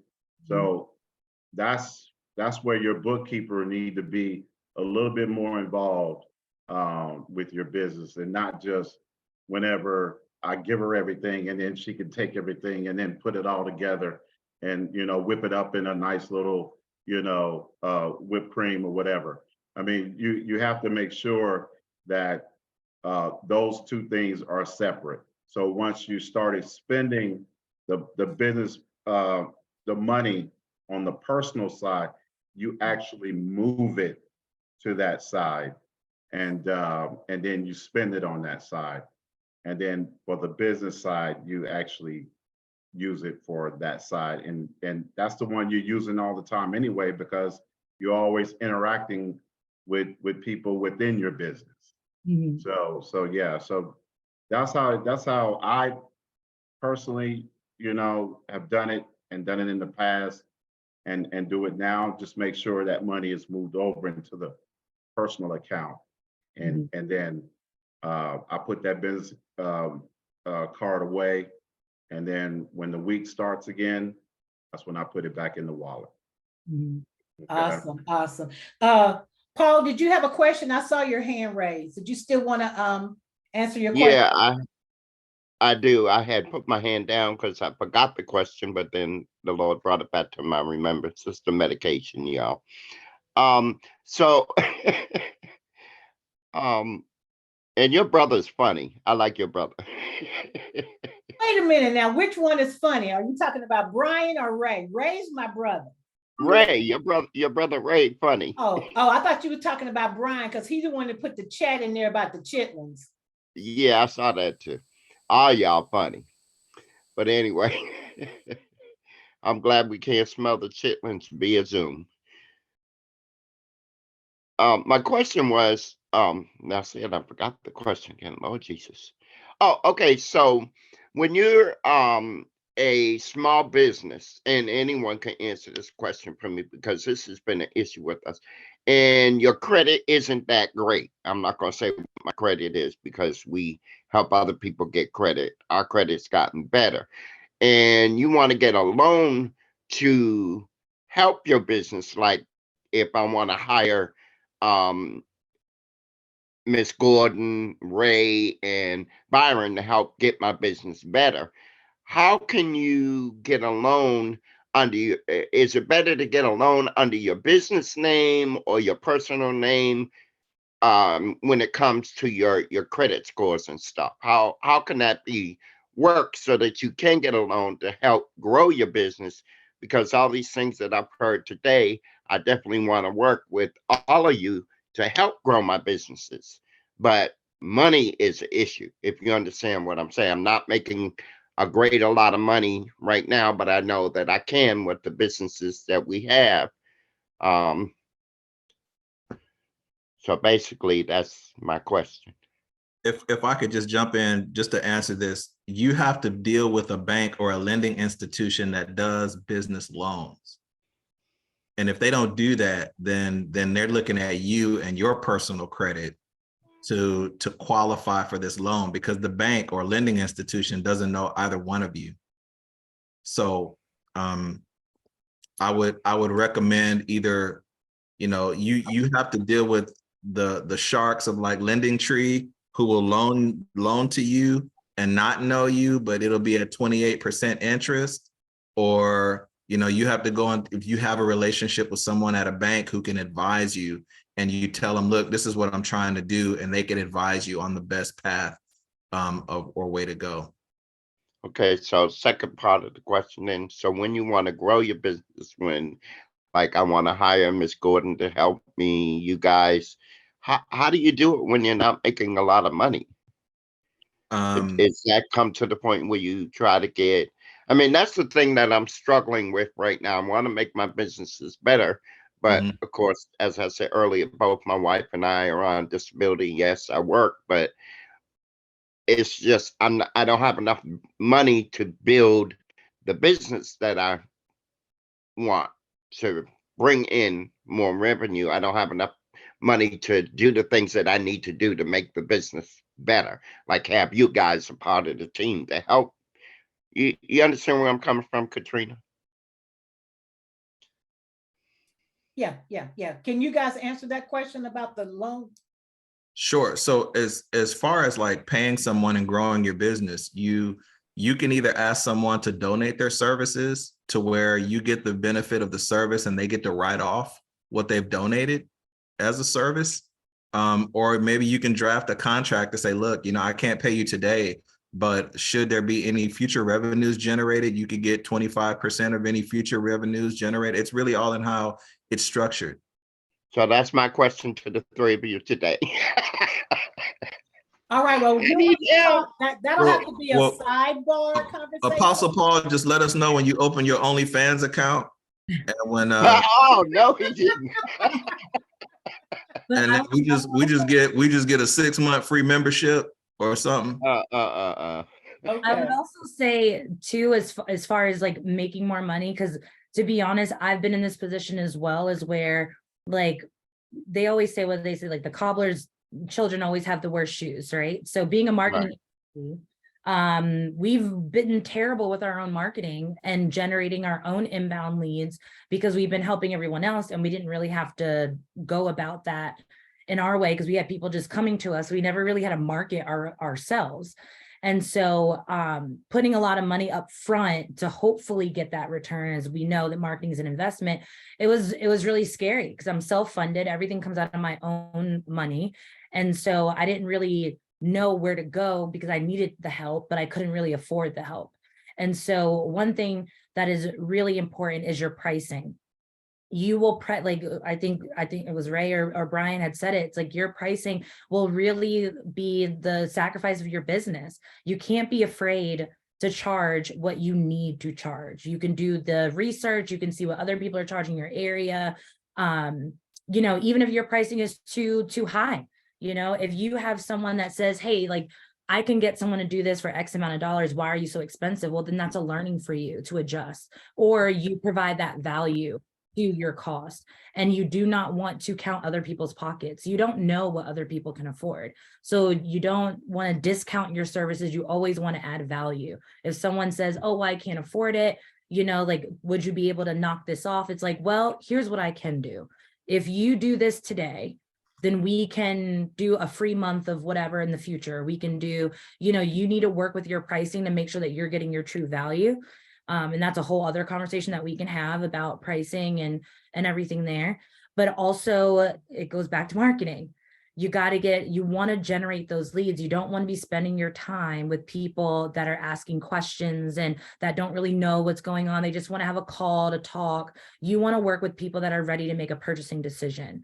And so that's where your marketing comes into play. Your marketing can handle all the tire kickers, all the people that have questions for you and still are iffy about if they want to move, where you're spending your time with the people that are ready. And so having that effective marketing strategy does not have to be expensive. You do have to put a little bit of investment in there, whether it's time and or money, but being able to set up a good marketing program can help you drive the leads that you need to increase your revenue.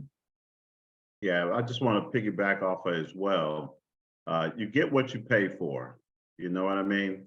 You have to, for all your businesses, Apostle Paul, you have to make sure that you're driving the revenue in to get what you want to get out of the business. If you don't do that and you're charging a lower price, I've been on my sister about that for a while. So you're charging less to get the client, but what you're getting what you're paying for. So you have to make sure that you're not you Right. know. Right. Yeah. I have a suggestion. I think I have the answer. Okay. What's that? Paul, you listening? I am. This is what I did. When I retired from the Air Force, I was going to college and I was buying books, and books were expensive. And so what I did is I first, because I'm in an environment of other instructors, right? So I asked them to donate any books that they didn't use or didn't need anymore.